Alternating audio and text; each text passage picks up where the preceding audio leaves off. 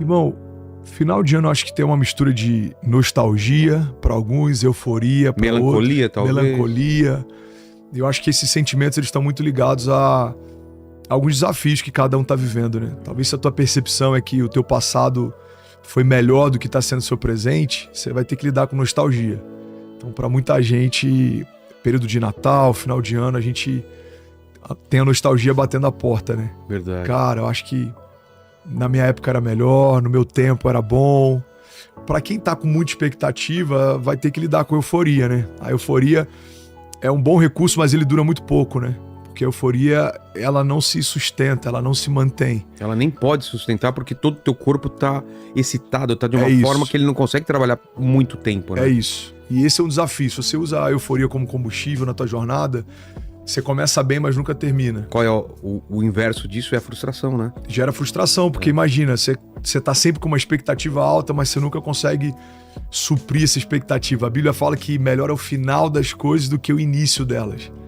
Então, o que a Bíblia está dizendo é que não é sobre começar bem, é sobre terminar bem. 2025 não é sobre você fazer uma lista de resoluções e tá com expectativas altas, é sobre você terminar 2025 olhando para trás e falando, cara, eu vivi o maior romper da minha história, eu cresci talvez como nunca antes, eu consegui, enfim, atingir objetivos, viver meu propósito, eu acho que é sobre isso.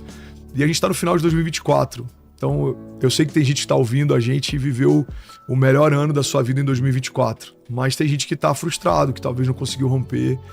E eu acho que vale a pena a gente falar um pouco sobre isso, sobre como lidar com crises, sobre como se posicionar de uma forma diferente para esse novo ano, né? Vamos falar primeiro o que é uma crise, por que ela acontece na vida das pessoas? É por causa da expectativa alta ou é comum mesmo? A gente vai ter provação, a gente vai passar por dificuldade, não tem jeito, a vida é assim mesmo. A vida é feita de estações e toda estação ela é marcada por momentos que a gente está confortável e momentos que a gente perde a nossa orientação, nossa base de conforto. Foi assim com Moisés, foi assim com Daniel, foi assim com José, foi assim com Jesus e vai ser assim com a gente também. O que a gente precisa entender é que tem 3 tipos de tempestades. Eu lembro que eu falo sobre isso no meu primeiro livro, né? Inclusive eu trouxe um livro para te presentear, se chama Hoje é um Bom Dia para Ver Milagres. E eu juro que não foi nem ponte para fazer um merchan. Olha que legal. Aqui, ó, Hoje é um Bom Dia para Ver Milagres. É um devocional, são 365 dias para todo dia você passar um café de manhã e... Poxa, eu vou usar muito, cara. Vai te abençoar, tenho certeza, mano. Obrigado, né? E no meu primeiro livro, Vilela, eu falo sobre 3 tipos de tempestades. As tempestades que a gente gera, crises que a gente não precisaria passar, gigantes que a gente não precisaria enfrentar, batalhas que a gente não precisaria ter entrado. Eu falo sobre as tempestades que elas acontecem, elas independem de você. Você pega, por exemplo, aquela tempestade em que Jesus manda os discípulos irem à frente e eles ainda insistem, não, mestre, a gente vai ficar com você, a gente está perto, a gente quer estar junto. E a Bíblia fala que Jesus insiste para que eles sigam. E ele fala, mais à frente eu vou até vocês. E no meio do caminho tem uma tempestade. Então, é uma direção de Jesus, eles não estavam em desobediência, foi o próprio Jesus que mandou eles irem até lá, mas no meio do caminho... Ou seja, tinha um propósito. Então tem tempestades que elas vão acontecer, elas fazem parte e tá tudo bem. E tem um terceiro tipo de tempestade, que são tempestades em copo d'água. São desafios que nem são tão problemáticos assim, talvez nem seja uma crise de fato, mas a gente, por ter uma perspectiva errada, a gente acaba maximizando as coisas, né? Eu acho que a gente precisa, talvez é uma boa chave pra gente começar essa conversa. Vou começar 2025. Tá bom. O que eu preciso fazer? Primeira coisa, começa a entender que tipo de tempestade você tá enfrentando. Se é uma tempestade que você gerou, se é uma tempestade que ela faz parte, você vai ter que enfrentar. Ninguém planeja um câncer, ninguém planeja um luto. Ninguém planeja ser mandado embora. Pois é. Agora, preciso analisar e entender, essa crise eu gerei, essa crise ela chegou, ela se apresentou, ou talvez o que eu estou enfrentando nem é uma crise de fato, seja só algo que está me tirando da zona de conforto. Sua cabeça trabalhando contra você. Pois é, será que eu estou me auto-sabotando? Então, eu ouvi algo esses dias, Vilela, que para mim faz muito sentido. Tudo que você não muda, você escolhe. Como assim? Cara, você escolheu não mudar, por exemplo, sei lá, o teu shape. Tá. Você escolheu o shape. Eu escolhi, hein? Então. Já emagreci. Ai, sim. Pra quem não sabe, você chega aqui no estúdio do Vilela, tem uma academia aqui. Profissional. Não, aquilo ali é... Eu tô usando lá. Aí sim. Já tô há um mês. Boa, boa. Pois é, então você escolheu. Tá. Tudo que você... Tomei uma decisão. Tudo que você não muda, não afeta, não altera, você escolhe. Porque não existe neutralidade, né? É. Omissão também é uma posição. Então você vai começar... Não ação é uma ação. Pois é. Você vai começar 2025. O que te incomoda? Cara, me incomoda, sei lá, minha falta de relacionamento com Deus. Aí você vai ficar o ano inteiro sem buscar, sem orar, sem congregar. Você escolheu esse lugar. Ele não foi imposto pra você. Então, eu gosto muito, cara, de um conceito de alguém que faz parte da nossa igreja também, o Paulo Vieira. Ele treina pessoas. Ele veio aqui e ele fala sobre autorresponsabilidade. Então, o que é autorresponsabilidade? É você entender que você é responsável por tudo aquilo que você tolera. Então, você imagina, sei lá, um relacionamento tóxico. Imagina abusivo. Cara, você tolera, então você tem parte de responsabilidade. Você precisa sair desse lugar. Você não pode conviver com esse tipo de desafio por muito tempo. Tá tudo bem, talvez no início a gente não sabe como lidar, mas não tá tudo bem a gente normalizar algumas coisas, né? Você pega a história de Davi, eu tô abrindo uma série de parênteses e depois a gente vem costurando. A Bíblia fala que Davi vai até os seus irmãos, eles estão no meio de um campo de batalha, tem um gigante que está afrontando o exército há alguns dias. E Davi, quando ele chega, para ele é tão sem sentido a ideia de ter alguém afrontando o exército por tanto tempo, que a primeira reação de Davi é se posicionar e combatê-lo. Mas eu imagino que para aquele exército que estava há tanto tempo ouvindo a afronta do gigante, talvez ele já tivesse até normatizado, já não incomodava tanto. Eu imagino alguém falando, o que tá gritando? Cara, é Golias ainda. Ele não parou de gritar. Então, às vezes a gente vai domesticando alguns gigantes que a gente deveria enfrentá-los. A gente vai tentando anestesiar algumas dores que a gente deveria resolvê-las. E é isso que a gente precisa deixar muito claro sobre, por exemplo, qual é o papel do evangelho. O papel do evangelho não é melhoria. O papel do evangelho é uma nova vida. Não é você ser alguém melhor do que você era. É morrer quem você era para nascer alguém que Deus sempre quis que você fosse. Isso é importante, né? Diferenciar. Não, é porque parece a mesma coisa, mas não é. O evangelho não propõe, por exemplo, uma moral um pouco melhor ou uma conduta um pouco melhor. O evangelho propõe um novo nascimento. E é natural que, como expressão de alguém que nasceu de novo, você vai se portar melhor, você vai lidar melhor com algumas coisas, você vai ter uma moral melhor. Mas isso não é a busca em si, isso é a consequência, a expressão. Faz sentido? Claro. Então, o que a gente precisa entender? Cara, eu preciso sair desse lugar em que eu tô anestesiando algumas dores e eu preciso entender o que eu preciso fazer para isso não doer mais. O evangelho não é anestesia. A Bíblia chega ao ponto de dizer, olha, não se coloca vinho novo sobre uma odre velha. Não se coloca um remendo novo numa roupa velha. Porque se você coloca um remendo novo numa roupa velha, ela não vai suportar a força do novo e ambos vão se partir, vão se perder. Então o que eu preciso fazer em 2025? Não dá para eu colocar meia dúzia de novos princípios, mas tá no mesmo ambiente, fazendo as mesmas coisas, tendo talvez os mesmos desejos. Tapando o sol com a peneira. Cara, você tá se iludindo, isso é anestesia. O problema da anestesia é que ela desativa talvez a tua percepção de dor, mas ela não cessa a dor. A fonte da dor tá ali. A fonte da frustração tá ali. A fonte do medo tá ali. Então, o que a gente precisa fazer? A gente precisa identificar as fontes, que eu acho que talvez seja uma segunda chave pra gente compartilhar. E se eu estiver indo muito rápido, você me fala, que eu tô na velocidade 2 aqui do WhatsApp. Tá tranquilo. Preciso identificar quais são os meus gigantes, como eles têm acesso, para eu entender como que eu consigo vencê-los. Você pega numa estratégia de guerra, por exemplo, uma das primeiras coisas que um exército faz é mapear o exército inimigo para entender onde é que estão os suprimentos. Você vê quantos soldados tem? Quantos soldados? Qual o tamanho do grupamento? Quais são as estradas que dão acesso até onde a gente está? Então você vê, por exemplo, se não me engano, Segunda Guerra Mundial, primeira ou segunda, acho que foi na segunda, uma estratégia que os caras usaram que parece coisa de filme, mas é real.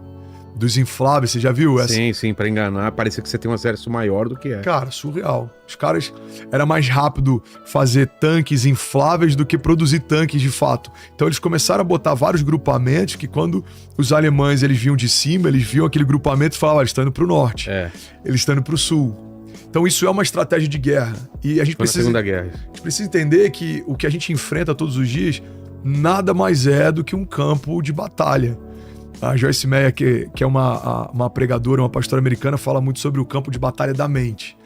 A gente tem um campo de batalha espiritual. Para quem acredita nas questões espirituais, você está o tempo inteiro sendo bombardeado. Você tem, hoje, a gente tem um campo de batalha que é emocional, né? Cadeias emocionais. A gente tem que lidar com medo, com ansiedade, com frustrações, com...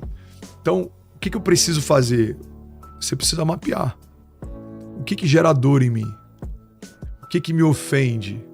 O que me frustra? O que gera desânimo? O que rouba a minha alegria? Primeira coisa é você mapear, você discernir. Para então você entender o que fere quem te fere.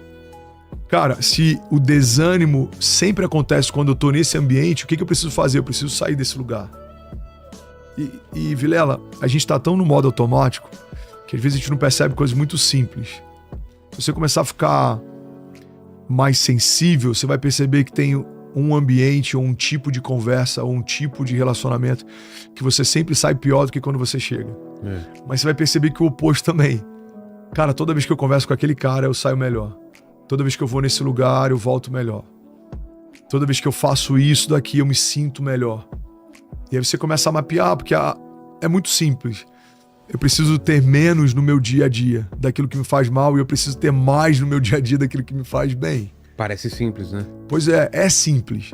Não é simples fazer isso, mas... A teoria é simples. Mas é básico. O que te faz bem se alimenta mais disso. O que te faz mal se alimenta cada vez menos disso. O que rouba da gente essa percepção? É o modo automático. O modo automático, por exemplo, faz a gente dirigir e, claro, eu nunca faço isso, você nunca faz isso, mas talvez alguém que está assistindo, em algum momento você já deve ter aberto o teu WhatsApp enquanto dirigia, né? Talvez tenha acontecido em algum momento, não sei. É uma infração da lei, mas com certeza alguém já deve ter feito em algum momento. Você pega um WhatsApp e sem perceber você consegue dirigir, cara, por quadras, sem... Você passou por carros, você desviou de obstáculos, você fez uma série de coisas no modo automático. Viver no modo automático é exatamente isso. Você não percebe a alegria do que está acontecendo e você vai negligenciando também alguns dissabores, alguns problemas. Por quê? Porque você está correndo, cara. Você está correndo. E às vezes a gente está tão rápido que a gente não percebe que tem coisas que estão roubando a nossa alegria, tem coisas que estão roubando o nosso tempo, tem coisas que estão roubando a nossa santidade, tem coisas que estão roubando o nosso propósito e a gente não percebe.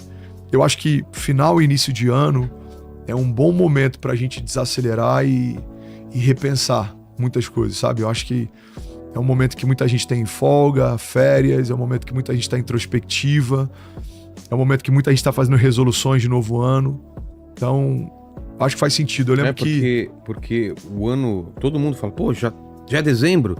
Já que tá acabando o ano, tem essa sensação cada vez maior, né? De que o tempo tá passando mais rápido. Sabe o que tá acontecendo, Vilela? Além da questão de ser uma promessa na palavra, né, de que o tempo seria remido, a gente aumentou a velocidade das tarefas, mas a gente não utilizou o tempo que sobrou disso para usufruir e deleitar. A gente utilizou o tempo que sobrou disso para empilhar mais tarefas. Eu vou dar um exemplo. Antigamente você ligava para alguém num telefone fixo. Fulano, tá aí? Acabou de sair. Ah, então pede pra ele me retornar quando ele voltar. Beleza. Você esperava 4 horas esse cara voltar pra aquele lugar. Ei, lindão, você me ligou? Ah, não, ele acabou de sair. Ah, então avisa pra ele que agora eu que retornei. Quando ele puder, ele me retorna. Hoje em dia você manda o WhatsApp em tempo real, você fala com qualquer... Eu falei esses dias com... Olha que louco. Eu falei esses dias com um amigo, não vou dar muitos detalhes pra também não expor. Um amigo, ele tava no meio de uma transmissão ao vivo na TV. Sei. E eu falei, cara, deixa eu mandar mensagem pra ele aqui, que quando ele puder ele me responde. Daqui a pouco ele me responde, mas ele tava... Ao vivo? Ele tava ao vivo. Então, entre uma fala e outra, ele respondendo, e aí, pastorzão, você tá bem? Não, beleza, amanhã eu tô lá. Mas por quê? Porque a gente consegue empilhar mais tarefas. A gente hoje performa mais, a gente entrega mais, a gente trabalha mais. Mas esse tempo que a gente conseguiu otimizar, a gente nem sempre tá utilizando pra gente. Pra quietude, solitude, tempo com a família, devocional, tempo com Deus, tempo com algo que te faz bem, qualidade de vida, enfim. E eu acho que talvez seja por isso que a gente tá tão doente em vários aspectos, emocionalmente. É um tempo de muita gente doente, né? E a tendência é aumentar. Porque a gente é cada vez mais exigido. Você consegue, através de AI, por exemplo, sei lá, talvez ganhar o tempo que você gastava lendo e-mails. O tempo que sobra, você não vai usar, cara, pra meditação. Você não vai usar pra tomar um café com calma. Você vai usar pra fazer mais alguma coisa. E eu acho que é por essa velocidade que a gente tem... E eu me coloco nisso, eu não tô fora disso. Essa velocidade que a gente tem conseguido fazer tantas coisas, talvez a gente nem percebe o quão doente a gente tá em alguma área, ou quão cansado a gente tá em outra área. Então eu acho que esse é uma boa chave também para quem quer começar 2025 de um jeito diferente. Você precisa se ouvir mais. Eu comprei um rancho um tempo atrás, falei sobre isso no último podcast, né? Tô nessa daí também, viu? Cara, é um comprei lugar... um sítiozinho também, irmão, pra desacelerar. E porque não tem... o tempo passa, parece que tudo dá tempo pra fazer. Vilela, é muito rápido, irmão. Você vai abrir seus olhos, você vai ver que já passou 10 anos, a gente vai estar falando sobre os últimos 10. Eu fechei meus olhos, cara, minha filha tá com 11. Daqui a pouco ela tá aniversário de 15 anos. Nossa. Era ontem, essa menina tinha 7 anos, correndo pela casa, a conversa já é outra. Os desafios dela já são outros. O tipo de assunto que a gente tem que lidar já é outro. E daqui a pouco eu tô entregando a mão dela pra alguém que vai falar, vai me chamar de sogrão e que vai levar ela de fora da minha casa. E, cara, era ontem eu fiz isso com meu sogro. Já vou fazer 17 anos de casado. A vida passa muito rápido. É um piscar de olhos. E a gente precisa ser intencional e pelo menos ter momentos. Eu sei que não dá pra gente viver na terra do nunca, não dá pra gente fingir que não precisa trabalhar e a gente tem que trabalhar cada vez mais. A gente precisa fazer cada vez mais coisas, mas no meio dessa loucura, a gente precisa encontrar espaço pra gente, pra quem tem valor pra gente e espaço pra Deus, cara. Acho que são 3 áreas que você não pode negligenciar. O meu tempo com Deus, o meu tempo comigo e o meu tempo com quem eu amo. Então, por exemplo, o meu day off, segunda-feira, é muito comum eu ir assim que eu acordo pro rancho. Você prega manhã, tarde e noite, aí segunda é o que você Atendo, descansa. aí depois a gente janta, conversa, derrama, aconselha. Não é incomum eu sair da igreja às vezes 3 da manhã no domingo, porque... Pastorzão, tem que resolver algo que é amanhã cedo, então eu já vou despachando, já... Então, por exemplo, eu vou sair daqui agora, é a segunda gravação do dia, eu tenho uma reunião voltando pra Alphaville, chego lá, tem uma última gravação. Tá. E tá tudo bem você ter uma dinâmica assim, desde que você tenha momento pra você, momento você com Deus e momento você com quem você ama. Você tava falando então que segunda no seu day off, você vai lá é muito pro rancho. comum, de manhã eu já vou pro rancho e é quando eu desopilo. Tá. Então, cara, eu gosto de andar no meio do mato, eu peço uma marmita, eu como no meio da trilha. Eu tô lá fazendo, sei lá, um lago, a gente tá... Esses dias chegou tilápia. É algo bobo, cara. Mas pegar uma tilápia, colocar na água, você vê como é... Pisar no chão. Cara, pisar no chão. Ontem eu fiz tava numa reunião, a gente começou de manhã e terminou acho que 2 da manhã. Eu tava dando choque, literalmente. Então, do nada encostava... Sei. E aí o pessoal falou, pastorzão, tá precisando do rancho, hein, cara? Você tem que pisar na grama, tem que botar terra, porque... E é importante... Porque na eletricidade tem que colocar um cabo que liga no chão, fio terra, por que a gente não... Por que a gente não? Pra descarregar tudo no chão, né? É isso. Aí eu saio desse lugar de tempo comigo, eu preciso ter tempo com quem eu amo. Porque às vezes a gente não consegue dar o melhor pra quem a gente ama, porque a gente não tá conseguindo dar o melhor nem pra gente. Você tem que estar bem com você pra estar bem com os outros. Então eu desenvolvi rituais, cara, que são bobos e simples, mas me fazem bem. Meu primeiro café do dia, eu não abro mão de poder fazer isso em silêncio. Eu não consigo acordar e já tá, tipo, super sociável. Porque o meu dia inteiro eu vou ter que ser esse cara. Aí você se... Cara, eu passo o primeiro café, eu sento na poltrona e eu olho pro nada e eu penso em nada. É como se o meu sistema estivesse dando um reboot ali. Sabe quando você liga o computador e ele tá lá, processando, abrindo as janelas, ele tá... reconhecendo todos os drives, todo... Aí do nada vai vir o logo lá da empresa e aí, quando para tudo, é como se ele dissesse, tô pronto. E ele vai performar bem. Agora, pega o seu computador e você nunca desliga. Pega o laptop, você só fecha. Cara, a memória tá super ocupada porque você não fechou as janelas, ele não faz o reboot, ele não... Eu acho que às vezes a gente tá assim, sabe? Você não consegue fechar entre uma janela de um dia e de outro, você tem um tempo pra você processar. Você tem que processar. Cara, como é que foi meu dia ontem? Que loucura, mano. A entrevista ontem foi incrível com o Vilela. Putz, esqueci de falar sobre isso, cara. Vou mandar mensagem pra ele depois. E você tá processando. O que eu vou fazer hoje? Cara, acho que hoje eu não vou lá, não. Vou adiar essa reunião. E aí, você terminou isso, aí você vai ter tempo com seu filho. Eu faço assim. E aí, bem, vem cá, como é que tá? E aí, vamos brincar? Cadê o carrinho? Traz lá e tal. E aí, minha esposa. E aí, amor, tudo bem? Papapá. E aí, eu saio de casa e eu tô pronto pra vencer os gigantes, enfrentar as tempestades e, enfim, tomar porrada. Porque todo dia tem alguém que se levanta, seja uma fala, uma pessoa, seja um desafio, seja um problema, seja uma decisão que você tem que tomar e você tem que ministrar sobre alguém, você tem que estar inspirado, você tem que estar bem, mas você tem que estar bem com você, cara. Eu acho que isso é uma boa chave, assim, pra começar 2025. Se você não tem períodos com você, você precisa abrir espaço pra esse lugar, porque se você não se ouvir, cara... Eu lembro de uma citação do T.D. Jakes. Ele falou que ele não tinha essa crise que a nossa geração tem de querer ter um relacionamento tão rápido. Pressa. Ele falou, eu me namorei antes de querer namorar alguém. Eu entendi que eu precisava me conhecer antes de estar pronto para conhecer alguém. Eu precisava ter essa consciência de quem eu sou, como eu me movo, o que me faz bem, o que me faz mal, qual o propósito que eu carrego, para onde eu quero ir, para que quando eu me relacionasse com alguém, isso estivesse muito claro dentro de mim.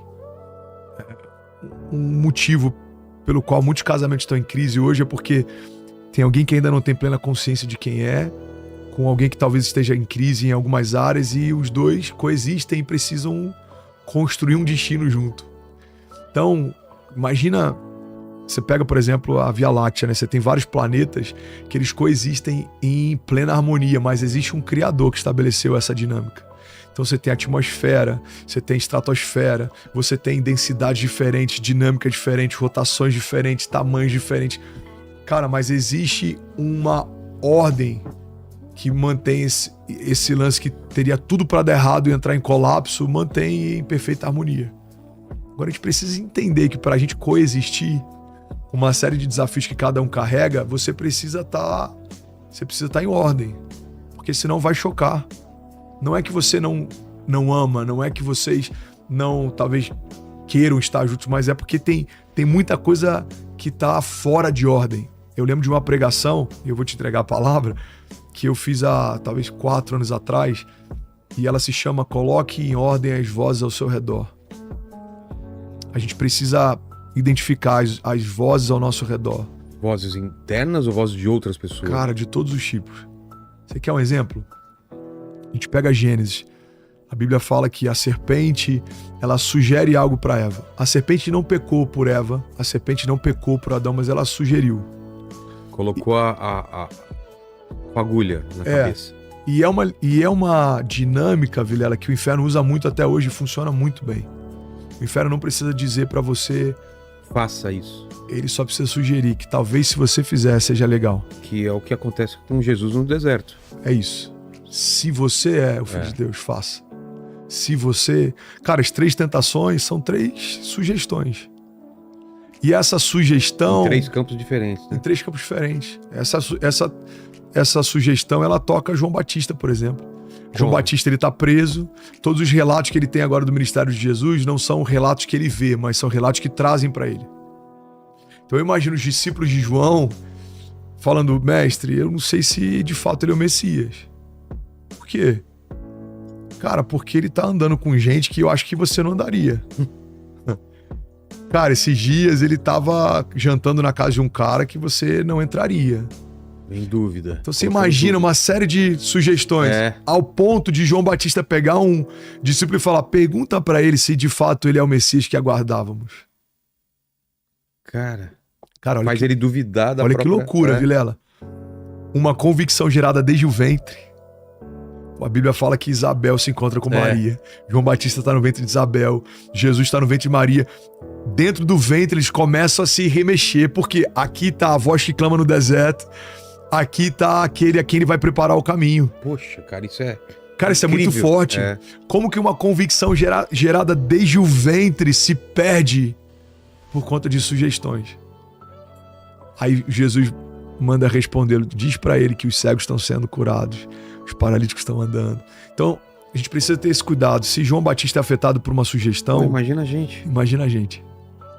De todo canto, de rede social ao trabalho, ao colega de trabalho, tudo, cara. Cara, é de uma foto sensual no outdoor É. a uma publi que aparece no teu YouTube antes de você assistir uma pregação. Verdade. Cara, eu tenho vários desafios. Esse que eu vou citar, eu não tive que lidar com ele, mas é um problema que toca muita gente na nossa geração e a tendência é aumentar. A pornografia é um desafio muito grande que muita gente enfrenta. É real, é latente, é difícil de romper.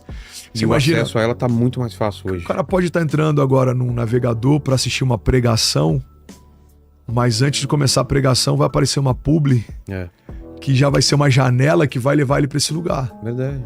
Então, o que a gente precisa entender? Como a gente está sendo bombardeado o tempo inteiro, a gente precisa saber lidar muito bem com as vozes ao nosso redor. E qual é uma das ferramentas que mais utilizam contra a gente, Vilela? Sugestão. É. As sugestões, cara, fizeram Adão no paraíso, irmão, ser expulso dele. E não tem sugestão que é feita para parecer que é a sua própria voz pensando? Não, a maior parte delas, porque É? toda sugestão do inferno vai parecer com algo que você já ouviu do céu. Dá um exemplo. Vou te dar um exemplo. A tentação de Jesus fala sobre algo que de fato fazia parte do destino profético dele. Olha o que Satanás fala. Se você se prostrar e me adorar, eu vou te dar governo, autoridade, influência. Cara, de fato, Jesus veio para estabelecer governo, autoridade, influência, mas não por esse caminho. Sim. Então, muitas vezes, o que o inferno vai te propor é muito parecido com algo que o céu já te prometeu. As propostas parecem com promessas, mas não são promessas. Então, Deus me prometeu algo. Vou dar um exemplo, tá? Eu vou te dar a voz nessa geração. Aí vem o inferno e me faz uma proposta. Olha, se você aceitar esse atalho, eu te dou voz nessa geração. Fala, putz, cara, Deus me disse que eu vou ter voz nessa geração. E aí Tem eu um começo... quadro num programa que não é tão legal e de lá você pode Aí pensar... você negligencia princípios, aí você vai lá e começa a negociar valores, aí você pega atalhos, você passa por cima de pessoas, e aí, cara, cheguei. Cara, mas qual autoridade eu vou conseguir ministrar estando no lugar que Deus me prometeu, mas se não foi Deus que me trouxe até aqui? Então, as sugestões, elas são difíceis de lidar porque elas são muito sutis. Irmão, o primeiro homem, ele peca através de uma sugestão. Ele se relaciona com Deus todos os dias. Ele tá no jardim, ele tá num lugar seguro, ele tá num ambiente guardado. Ele foi feito eterno. O limite que a gente tem para viver foi estabelecido depois da queda, não antes dela. Então o homem foi feito eterno como Deus é, foi feito em imagem e semelhança de Deus. Por isso lidar com luta é tão difícil. Por isso lidar com a despedida de alguém é tão difícil. A gente não foi gerado para se despedir de ninguém. Então imagina, Deus estabelece esses limites depois da queda. Até 120 anos, de 120 não vai passar.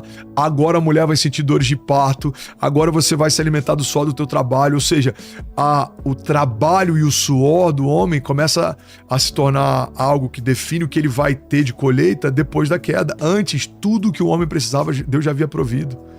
A morte entra na história depois da queda. Então, por que isso acontece? Por conta de uma sugestão.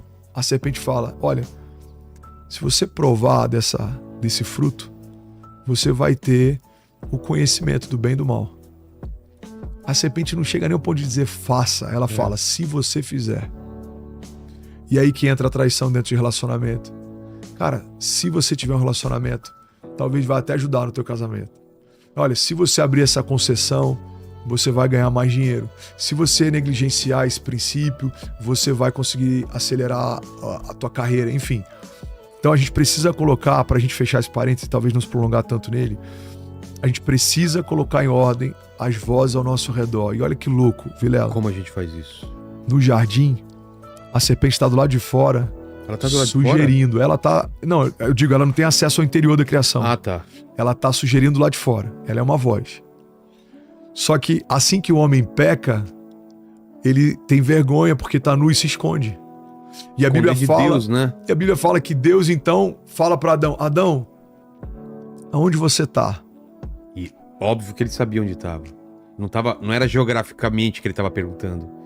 Ele tá trazendo uma consciência para Adão, porque eu imagino quando Adão ouve essa pergunta de Deus, ele deve ter olhado pro lugar dele, que agora é um esconderijo, ele tá falando assim: cara, o que eu tô fazendo? É. Aí Adão responde: Senhor, eu tô com vergonha porque eu tô nu. Cara, isso aqui é muito forte. Aí Deus faz uma segunda pergunta: Adão, quem te disse que você tá nu? Nossa. Depois do pecado, Vilela, as vozes começam a ter acesso ao nosso interior. Aí vem a vergonha, vem a acusação. É isso. Então a sugestão, ela vem do lado de fora, mas depois que o homem cai, o homem caído começa a ter sugestões do lado de dentro. Então, a partir do pecado, tem uma voz dizendo: cara, você tá nu, é melhor você correr, Deus está se aproximando, ele vai te punir, você tem que se esconder, você precisa fugir. E é isso que a gente precisa entender. Existem vozes que liberam destino, que abençoam. Existem vozes que impulsionam, que empoderam, que acalmam. Existem vozes que levam a gente para um lugar de paz. Existe um bom pastor que vai levar a gente mansamente em águas tranquilas, prepara uma mesa na presença dos inimigos. Agora, existem vozes de acusação. Você pega vários relatos de pessoas que lidaram com tentativas de suicídio, eles falam: cara, tinha uma voz interior dizendo: acaba logo com isso. Você é uma vergonha para sua família. Até quando você vai fingir? Até quando você vai se enganar? Então, assim, essas vozes... O mal não pode te matar literalmente, mas ele pode te sugerir a fazer isso. Vilela, a maior ferramenta que o inferno tem usado nos tempos atuais se chama autossabotagem. Ele não precisa te matar, ele só precisa convencer você de que morrer é uma opção. Ele só precisa convencer você que desistir é uma opção. Porque quando a gente começa a dar acesso a essas vozes, agora elas falam dentro de nós. Da mesma forma, quando a gente está cheio da vida de Deus, a voz de Deus começa a ter um acesso e uma amplitude maior dentro da gente. É o que a Bíblia fala de testemunho interior, né? É quando você começa a ter impressões no seu espírito. Paulo fala que a oração no Espírito, ela é infrutífera para nossa mente, mas ela edifica o nosso espírito. A Bíblia fala sobre gemidos inexprimíveis. Cara, tem coisas que você precisa, nem sabe que precisa, mas o seu espírito está dizendo para o Espírito de Deus: cara, eu preciso disso, eu preciso de escape, eu preciso de consolo, eu preciso de ajuda, eu preciso de descanso, eu preciso... Então é por isso que o relacionamento com Deus faz com que a voz de Deus dentro de mim se torne cada vez mais latente. E é por isso que a distância dessa relação com Deus faz com que as vozes que não são de Deus tenham cada vez mais alcance e latência dentro de mim. É como esse microfone, cara. Quanto mais eu me distancio dele, menos a minha voz tem alcance. Quanto mais eu me aproximo dele, mais a minha voz tem alcance. Então, a gente precisa escolher que tipo de voz vai ter mais latência dentro da gente. Faz sentido? Claro. Então, quando você escolhe os acessos que você dá, você define muito do teu futuro. Mas e quando você tá tão perdido que você não consegue discernir qual voz é a boa e qual é a ruim? Porque às vezes a mesma coisa ruim parece ser bom. Sim. A Bíblia fala que o sábio discerne o tempo e o modo de todas as coisas. André, da onde vem a sabedoria? A Bíblia também fala: cara, aquele que deseja sabedoria, peça a Deus, porque ele dá livremente aos que pedem. Você está cansado. Aí Jesus fala: vinde a mim todos vós que estáis cansados e sobrecarregados, e eu vos aliviarei. Pega isso aqui, cara, porque isso aqui é uma chave poderosa. Tudo que a gente precisa tá ligado a algo que Deus vai nos dar quando a gente se aproxima dele. A graça fala sobre algo que Deus te dá. Fala sobre uma herança. Fala sobre uma recompensa. Fala sobre algo que Deus te dá. A religião sempre vai apontar para algo que você precisa fazer. Então a religião vai falar: cara, se resolve, depois você vem. Se limpa, depois você vem. Faz, depois você vem. A graça vai falar: vem do jeito que você tá e eu limpo você. Vem do jeito que você tá e eu acalmo você. Vem do jeito que você tá e eu abençoo você. Olha o convite de Jesus: vinde a mim todos vós que estáis cansados e sobrecarregados, e eu vos aliviarei. Em outro momento ele fala, lança sobre mim a tua ansiedade, porque eu tenho cuidado de vós. Entrega os teus caminhos ao Senhor, confia nele, o mais ele fará. Então é ele quem acalma a tempestade, é ele quem aquieta a nossa alma, é ele quem prospera os nossos caminhos, é ele quem vence as nossas batalhas, mas qual é a minha participação nisso? Eu preciso me aproximar dele. O primeiro passo sou eu quem dou. Tiago fala, aproximem-se de Deus e ele se aproximará de vocês. Então você que está ouvindo a gente, talvez, cara, eu tô numa crise, eu tô desnorteado. Irmão, a mesma posição que você toma quando você acessa a TV para assistir um novo filme, você pode dar um passo para você ouvir uma pregação. Se eu colocar um louvor, um soaking, algo que aquieta a tua alma. Porque a gente precisa entender que a gente o tempo inteiro toma decisões. E a gente se torna refém das decisões que a gente tomou. Se fizer sentido para você, anota essa frase aqui, ó. A única voz que o seu futuro respeita é a voz da sua semeadura. Então eu tô mal, angustiado. O que eu faço no meu dia mal? Eu me entupo de remédio de tarja preta. É uma decisão. Eu tenho compulsão alimentar. Eu não tô dizendo que é fácil. E eu não tô dizendo que não são coisas que a gente precisa de auxílio para lidar com elas.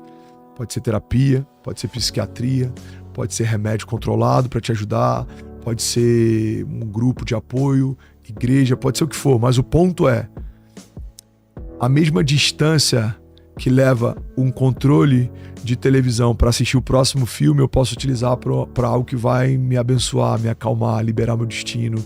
Então a gente precisa definir para 2025 quais são as fontes que a gente vai se alimentar.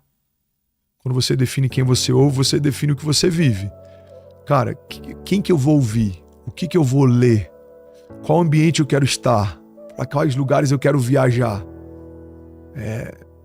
Será que eu vou para um novo carnaval fora de época ano que vem? Será que isso vai ajudar a crise que eu estou vivendo, a minha crise interior? Será que isso vai... Ou será que eu preciso de um lugar de paz? Ou será que eu preciso de um lugar de calmaria? Será que eu preciso entrar num novo projeto ou preciso terminar os que eu comecei e não terminei?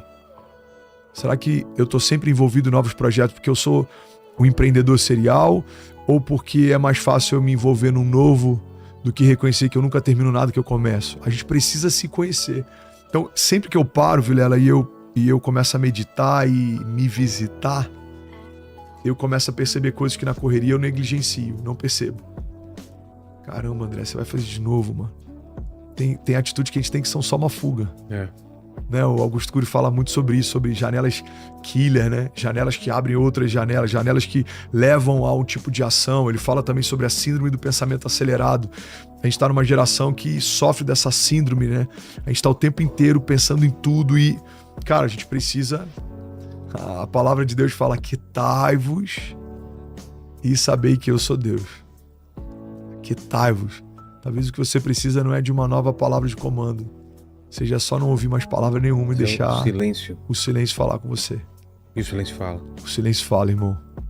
Tem uma música, eu não lembro o nome dela, não é nenhuma um ministério conhecido, mas ele fala, silêncio, eu estou trabalhando, silêncio. Eu estou falando, no meio do silêncio Deus fala demais, cara. Olha que doido, Vilela, na nossa época de escola, a gente tinha um bimestre inteiro, uma professora falando incansavelmente, mas no dia da prova ela ficava em silêncio. E aí, tipo, professor, só uma dúvida. Hoje não. Hoje não. O que ela tá ensinando pra gente? Você tinha que ter perguntado quando você estava sendo preparado, agora você está sendo testado. E se tem uma coisa que a gente precisa aprender, cara, é que nos momentos de teste, o mestre sempre fica em silêncio. Então tem crise que a gente não entende por que Deus não fala. Ele falou antes, ele vai falar depois, mas agora ele está testando. Agora é contigo. Agora é contigo. Então a gente aprende no silêncio de Deus, a gente aprende quando a gente se coloca em silêncio. A gente aprende o tempo inteiro quando a gente desliga o modo automático. Então, você pode se embriagar, você pode se dopar, se anestesiar e deixar a vida passar, ou você pode começar a aumentar teu nível de consciência. Quem eu sou, para que eu tô aqui, por que eu tô aqui, para onde eu vou, como que os céus me chamam, qual é o propósito que eu carrego, qual é o meu chamado, o que eu vou fazer no próximo ano, o que Deus espera de mim. quanto maior o nosso nível de consciência, maiores são os frutos, maior é a velocidade, maior é a nossa performance, maior é o nosso nível de relacionamento com quem está perto. Por quê? Porque você tem consciência. Eu acho que isso é uma coisa que os orientais eles trabalham muito bem e o ocidental ele peca muito nisso. Você pega, independente de qualquer questão religiosa em si, eu não estou discutindo agora doutrina ou linha teológica, mas culturalmente o oriental ele trabalha muito bem consciência, conhecimento interior, meditação, solitude. Eles trabalham isso muito bem. Então você vê uma sabedoria, cara, fora do comum, que é numa escala muito maior, talvez, do que no Ocidente. No Ocidente a gente tem pessoas sábias. Você vê no Oriente é muito comum você ter muita sabedoria como um senso comum. Eles têm sabedoria ao se alimentar, eles conhecem sobre alimentação, sobre, né, enfim, sobre o corpo, sobre aonde dói cada coisa. Você pega a medicina né, asiática, tem coisas que você fala, cara, mas por quê? Porque eu acho que eles se analisam muito. E no Ocidente a gente tem uma construção que é de alta velocidade o tempo inteiro, alta performance o tempo inteiro e negligenciando. Eu tô com dor, remédio pra dor. Eu tô cansado, energético. Eu não durmo, ansiolítico. Eu tô... Enfim, a gente tá o tempo inteiro, cara, procurando algo fora que aquiete dentro, quando na verdade tem muito mais a ver com a gente do que com alguma resposta que venha de fora pra dentro. Faz sentido? Claro. Então é por isso, cara, que eu amo, por exemplo, no meu caso, o rancho me faz bem. Tem duas coisas que... outra pessoa pode ser outra coisa, né? Talvez a praia te faça bem, talvez... Agora, você tem que encontrar um lugar que te leva de volta para esse lugar de origem. Eu acredito que sempre tem a ver com natureza, tá? Cara, andar de moto me faz bem. Cara, legal, você desopila e tal, maravilhoso. Mas eu acho que tem algo diferente quando a gente conecta com a natureza, porque a gente volta para um lugar de origem. Verdade. A gente veio da pó da terra e a nossa matéria vai voltar para esse lugar. A gente precisa reconectar com o nosso lugar de origem. Eu não sei se eu falei sobre isso quando eu vim aqui da outra vez, mas você pega, por exemplo, em Gênesis, quando Deus estabelece a criação, ele fala com a fonte de vida para que a partir da fonte de vida algo seja criado. Então ele fala com o mar para que a partir do mar seja criada toda espécie de peixe. E ele fala com a terra para que toda espécie de árvore se multiplique segundo as suas sementes e segundo as suas espécies. E aí ele vai dando ordem e ele estabelece uma lei, cara. Existe uma lei que é a seguinte: a fonte de vida, ela estabelece uma conexão com aquilo que foi criado. Então se você tira um peixe da água, ele morre. Se você tira uma árvore da terra, ela morre. Agora, quando a gente entende que no 6º dia a gente foi tirado de Deus, a nossa matéria veio da terra, e é por isso que a gente precisa se reconectar com a terra. Mas a nossa vida foi retirada da própria vida de Deus. A Bíblia fala que ele sopra sobre a criação. Esse sopro, esse fôlego, no original se chama Zoe, a própria vida de Deus. Ou seja, Deus ele sopra da sua própria vida sobre a criação. Então, se eu fui feito de Deus, eu não posso me desconectar de Deus, porque eu vou morrer. E é por isso, Vilela, que você pode estar vivo naturalmente, mas estar morto espiritualmente. Por quê? Porque a tua carne, ela veio do pó da terra. E como que ela se mantém alimentada? O pó da terra, cara. Você está comendo. Você se alimenta, você bebe água, você come. Você come proteínas, gorduras, você come, enfim, sais minerais. Agora, do que o seu espírito se alimenta? Do Espírito de Deus, cara. E é por isso que a gente vê hoje uma geração de mortos funcionais, né? Mortos no espírito, mas vivos na carne. A gente trabalha, a gente anda, a gente faz planos, a gente se alimenta, mas espiritualmente a gente está morto. Como é possível, André, alguém morrer? Cara, você morre se você não estiver conectado com a fonte da tua vida. E a fonte da nossa vida é o nosso Criador, é quem fez você a imagem e semelhança de quem Ele é. Olha que doido, tem um texto na Bíblia que fala sobre um vale de ossos secos. Sim. E a Bíblia fala que Deus então leva esse profeta até esse vale de ossos secos. E ele fala, esse vale de ossos secos pode voltar a viver? E o profeta fala, Senhor, tu sabes.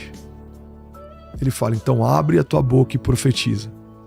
E aí esse profeta ele se dirige para um vale de ossos secos e ele fala assim, vale de ossos secos, ouçam o que diz a voz do Senhor.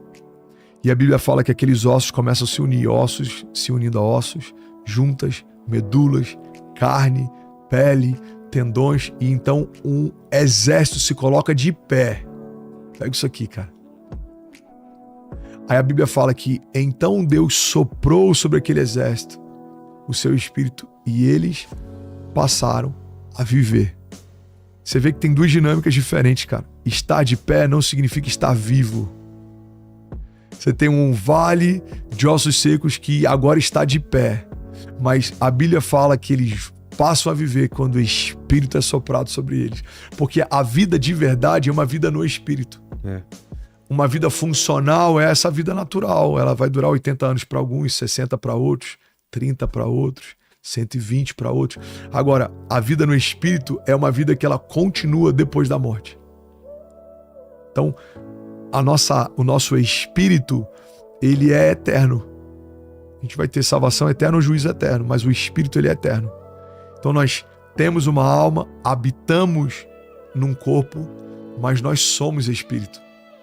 Então a gente precisa ter esse entendimento. Cara, se eu sou um ser espiritual, como que eu vou estar vivo no Espírito? Eu preciso me reconectar com a fonte da minha vida. Eu preciso voltar para esse jardim, eu preciso estar nesse lugar em que Deus fala comigo, eu preciso ouvi-lo, eu preciso me relacionar. Então é isso que eu acredito, cara, e é isso que mudou a minha história.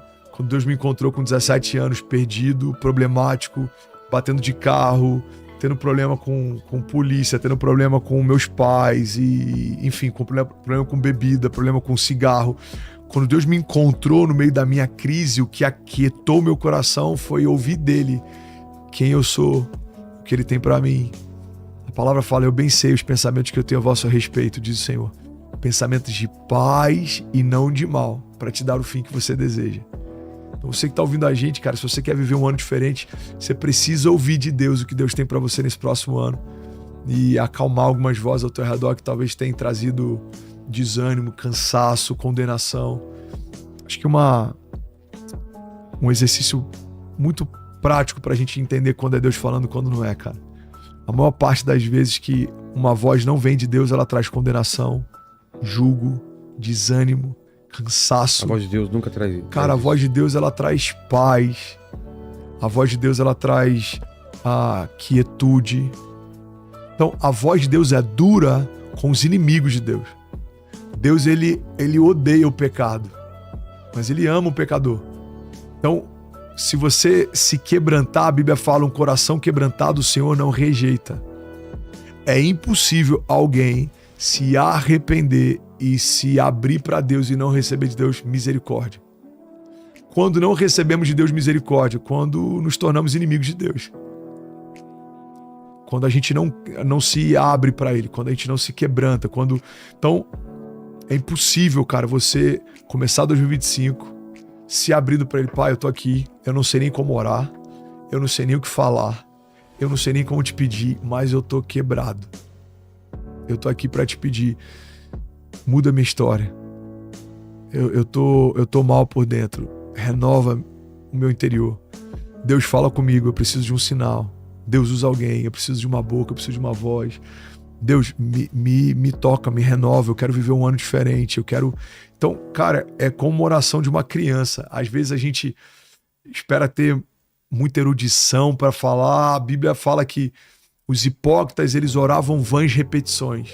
E eles oravam alto para que todos vissem eles orando. A Bíblia deixa muito claro que a oração mais poderosa que você pode fazer não é a oração mais eloquente, mas é a oração mais sincera. Então a oração do meu filho de 4 anos pode alcançar em Deus um acesso maior do que de um teólogo de 45. Porque não é sobre erudição, não é sobre conhecimento, não é sobre doutrina.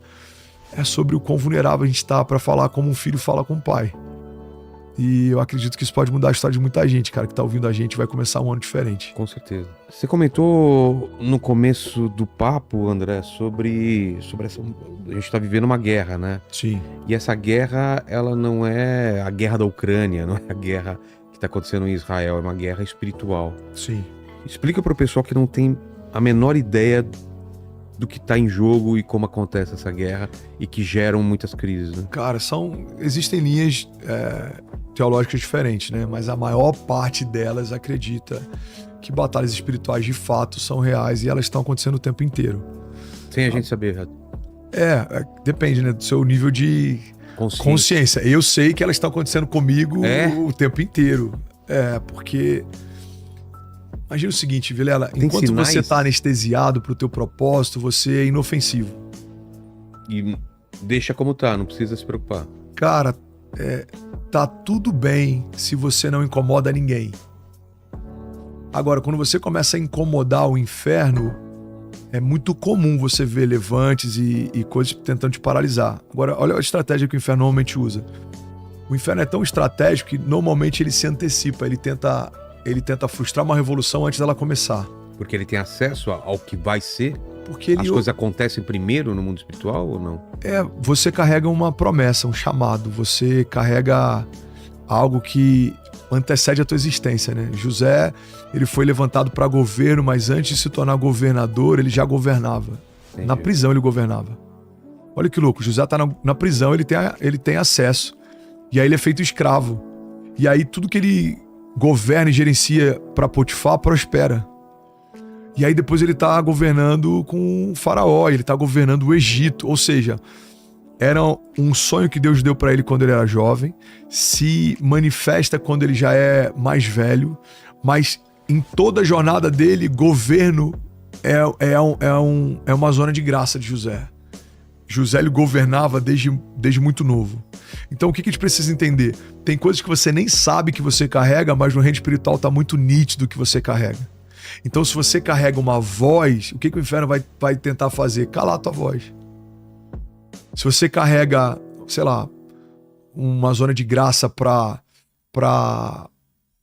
ajudar pessoas, cada um tem uma zona de graça diferente. Alguns têm através da comunicação, outros têm através de multiplicação de recursos, outros têm através de liderança de pessoas.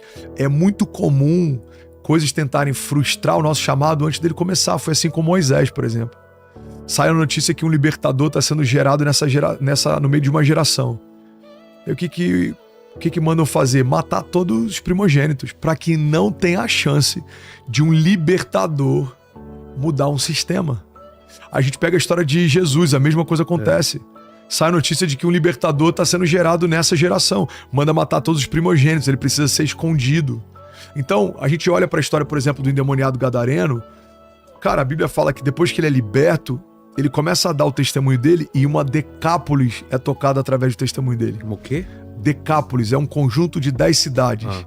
Naquela época eles usavam esse termo para um conjunto de 10 cidades. Irmão, que nível de impacto a história desse cara tem a ponto de 10 cidades serem tocadas pelo testemunho dele. Eu imagino que o chamado desse cara pode ser um chamado apostólico ou evangelístico. Agora, eu acredito que o inferno também sabia o que ele carregava. E é mais fácil tentar torná-lo um homem possesso do que permitir que ele seja um homem livre. Por quê? Porque 10 cidades vão ouvir o testemunho, mas quando ele era endemoniado, várias cidades também ouviam mal o testemunho dele. Então a gente precisa entender que quando você nasce para o teu propósito, quando você desperta para o teu propósito, também despertam os teus opositores. Você quer um exemplo, Vilela? A Bíblia fala de um cego de nascença que Jesus cura ele com lodo. Ele cospe, ele pega a areia, ele faz um lodo, coloca sobre a vista daquele cego e ele é curado. E a Bíblia fala que depois que esse milagre acontece, começa então uma inquisição, começam a questionar para ele. Por que você foi curado assim? Quem te curou? Como foi? Por que ele fez desse jeito? E aí vão até os pais dele. Por que ele foi curado desse jeito? Ele é cego de nascença? Isso é real? O que ele está falando é verdade? E aí os pais, com medo de serem sancionados, eles falam, olha, ele já é maior de idade, pergunta para ele. E aí voltam para ele, e aí, mas como é que foi? E ele fala, cara, eu não sei, eu só sei que eu era cego e hoje eu vejo. Agora, é muito provável que ninguém se preocupava com aquele cego enquanto ele era cego. É verdade. Eu consigo imaginar os mesmos inquisitores passando pelos lugares onde ele estava ignorando. Mas por que agora ele incomoda? Porque agora ele despertou, ele se tornou um testemunho, agora ele é uma voz. Agora o que ele faz aponta para alguém superior a ele. Agora quem ele é denuncia os mestres da lei que passaram por ele e não mudaram o destino dele, não curaram a enfermidade dele, não sanaram a cegueira dele. Então, todas as vezes que alguém desperta para algo em Deus, você também começa a despertar oposição. Você começa a despertar levantes. Você começa a despertar. Por quê? Porque você não é mais inofensivo. Tim Keller, ele diz algo que eu gosto muito. Ele fala assim: não mataram Jesus porque ele era bonzinho. Você não crucifica caras legais. Você crucifica ameaças. Independente do que você acredita politicamente. Por que tentaram matar o Trump? Porque para alguma plataforma ideológica ele é uma ameaça. Ele é uma ameaça. Por que tentaram matar Bolsonaro? Porque para alguma plataforma ideológica ou política ele é uma ameaça. Por que mataram Jesus? Porque para uma plataforma ele era uma ameaça. Então o que a gente precisa entender? Não há neutralidade no reino de Deus. Ou você ajunta ou você espalha. Isso é bíblico. Ou você aproxima pessoas de Jesus ou você afasta pessoas dela. Ou o seu testemunho é um bom testemunho ou o seu testemunho é um mau testemunho. Mas não existe um testemunho neutro. A Bíblia fala que é melhor você ser frio ou quente do que morno, porque os mornos serão vomitados. O que significa isso? Não tem neutralidade, irmão. Se você escolher um lado, você afeta o outro. A Bíblia fala que você não pode honrar dois senhores. Ou você agrada um e fere a outro, ou você fere a outro e agrada um. Então o que a gente precisa entender? No reino espiritual, quando você se posiciona, você assumiu uma posição. Então você vai enfrentar oposição. Entendi. Toda posição... Enquanto você não assume posição, o que acontece? Cara, depende. Se você é insosso, se você é neutro, se você é insignificante, é comum você ver pessoas que vão dizer assim: pastor, eu comecei a caminhar com Jesus e parece que minha vida piorou. Verdade. Acontece isso mesmo. Começa a aparecer um monte de adversidade. Cara, você escolheu um lado, né? E você tem uma oposição. Mas a Bíblia também fala que maior é o que está em nós do que tudo que se levanta ao nosso redor. Então, por mais que um lado tenha se levantado, eu preciso entender que esse lado é mais fraco do que o lado que agora eu escolhi. Porque quem está comigo? O salmista fala: mesmo que eu ande por um vale de sombras e morte, mal nenhum eu temerei, porque tu, Senhor, estás comigo. Olha o contraponto que o salmista estabelece, cara. Ele fala: mesmo que o cenário seja de morte, eu estou em paz. Por quê? Porque Deus está comigo. Ele está dizendo: não é sobre o lugar que eu caminho, não é sobre os lugares que eu vou, não é sobre com quem me cerca, é sobre quem está comigo. Então o salmista está estabelecendo um padrão que é o seguinte: você pode estar num lugar de vida como um jardim e pecar como Adão. Você pode estar num deserto como Jesus e permanecer. Não é sobre o cenário, não é sobre o que te cerca, é sobre quem está com você. Ele ouve do Pai assim que se batiza: esse é o meu filho em quem eu tenho meu prazer. O que Jesus vai fazer? Ele vai jejuar e orar por 40 dias. Cara, Jesus está encharcado de Deus. E ele é tentado no deserto e ele resiste. Então a gente precisa entender que existem batalhas que se levantam, mas maior é o que está em nós do que tudo que se levanta ao nosso redor.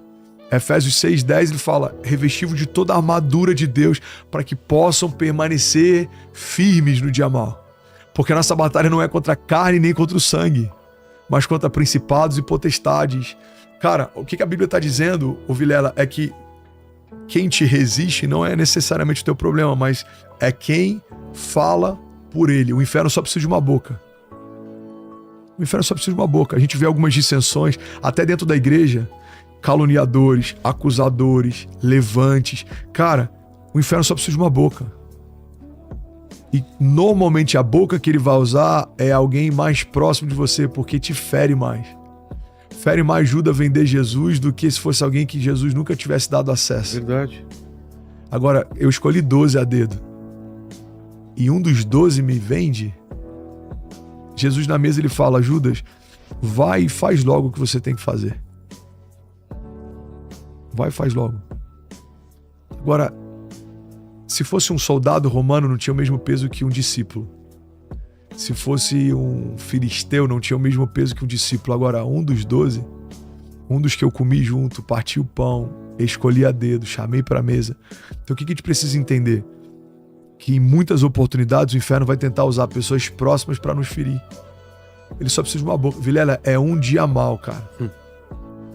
É um dia mal. A gente usa uma palavra que vai ferir alguém para sempre. A gente usa uma palavra que vai marcar os nossos filhos para sempre. A gente lida na igreja com pessoas que carregam traumas de uma fala que ouviu do pai que nunca conseguiu se libertar dessa memória. Você nunca vai dar em nada, você é uma peste, você é um imprestável, você não serve pra nada, você nasceu por engano, você só me dá trabalho, você só me dá prejuízo. E eu tô dando exemplos aqui muito brandos de coisas que muita gente já ouviu. Cara, tem gente que não consegue se libertar desse trauma. Por quê? Porque foi falado por alguém que tinha muita estima, né? Ouviu de alguém que ama, né? E talvez coisas que a gente ouviu de amigos de infância, de inimigos de infância, bullying, tem coisas que a gente até releva, nem lembra, coisas que a gente ouviu de alguém que a gente não tinha estima. Agora, quando você ouve algo de alguém que você tem estima, isso fere de uma forma diferente. Então, como é que funcionam as batalhas espirituais? Elas se manifestam no reino do espírito, mas muitas vezes elas usam pessoas para ferir a gente. A gente precisa estar muito ligado, né? Você pega Davi, por exemplo, o rei Davi, é um homem segundo o coração de Deus, mas um dia ele vacila. A Bíblia fala, era primavera, tempo em que os reis iam para a guerra. Davi permaneceu no palácio. Primeiro erro. Cara, ele abaixou a guarda num momento que não era para ter abaixado. Ele escolheu um lugar de conforto num período que não era para estar confortável. Ele escolheu um momento de reclusão num momento que era para ele estar exposto. Talvez um dos erros de Davi é que eu imagino que grande parte dos conselheiros e pessoas que poderiam adverti-lo estavam lutando no momento que ele deveria lutar. Aí não tem ninguém para constrangê-lo porque ele está sozinho no palácio. Tem conforto. Os homens que têm voz de conselho estão na guerra. Davi olha para uma mulher que não deveria olhar, faz o que não deveria ter feito e mancha toda a história dele, né? Isso recai sobre os filhos, se torna uma mancha no seu legado. Então a gente precisa entender, cara, a Bíblia fala que Satanás está ao nosso derredor buscando quem possa tragar. Ele está o tempo inteiro, Vilela, esperando um vacilo. É um direct de uma mulher que eu posso responder e dar uma liberdade que não deveria. É um funcionário, você que é empresário, é uma secretária. Cara, você percebeu um olhar diferente? Demite, na hora. Não dá margem. Não ache que você é forte demais, você não é. É um dia mal. É a mesma coisa pro cara que parou de beber, o cara que parou de fumar. Ele... Aí você vai para um ambiente de happy hour, né? Tá é mais um dia, é um copo. Pra voltar. Você pode, cara, abrir uma janela que vai te levar para um lugar que você saiu. Com muito custo, você saiu de lá. Então a gente precisa ter esse cuidado, entender que as batalhas acontecem o tempo inteiro. E é um vacilo nosso que dá acesso para elas. Então as batalhas espirituais, sim, elas são reais.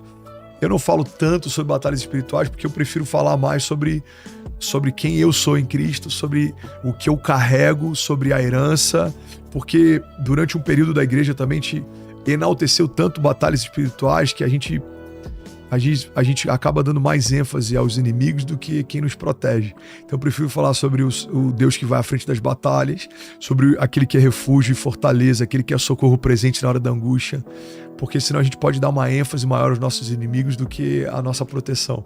Então eu acho que é importante a gente ter esse cuidado só para não virar também alguém maníaco e falar só de batalha espiritual.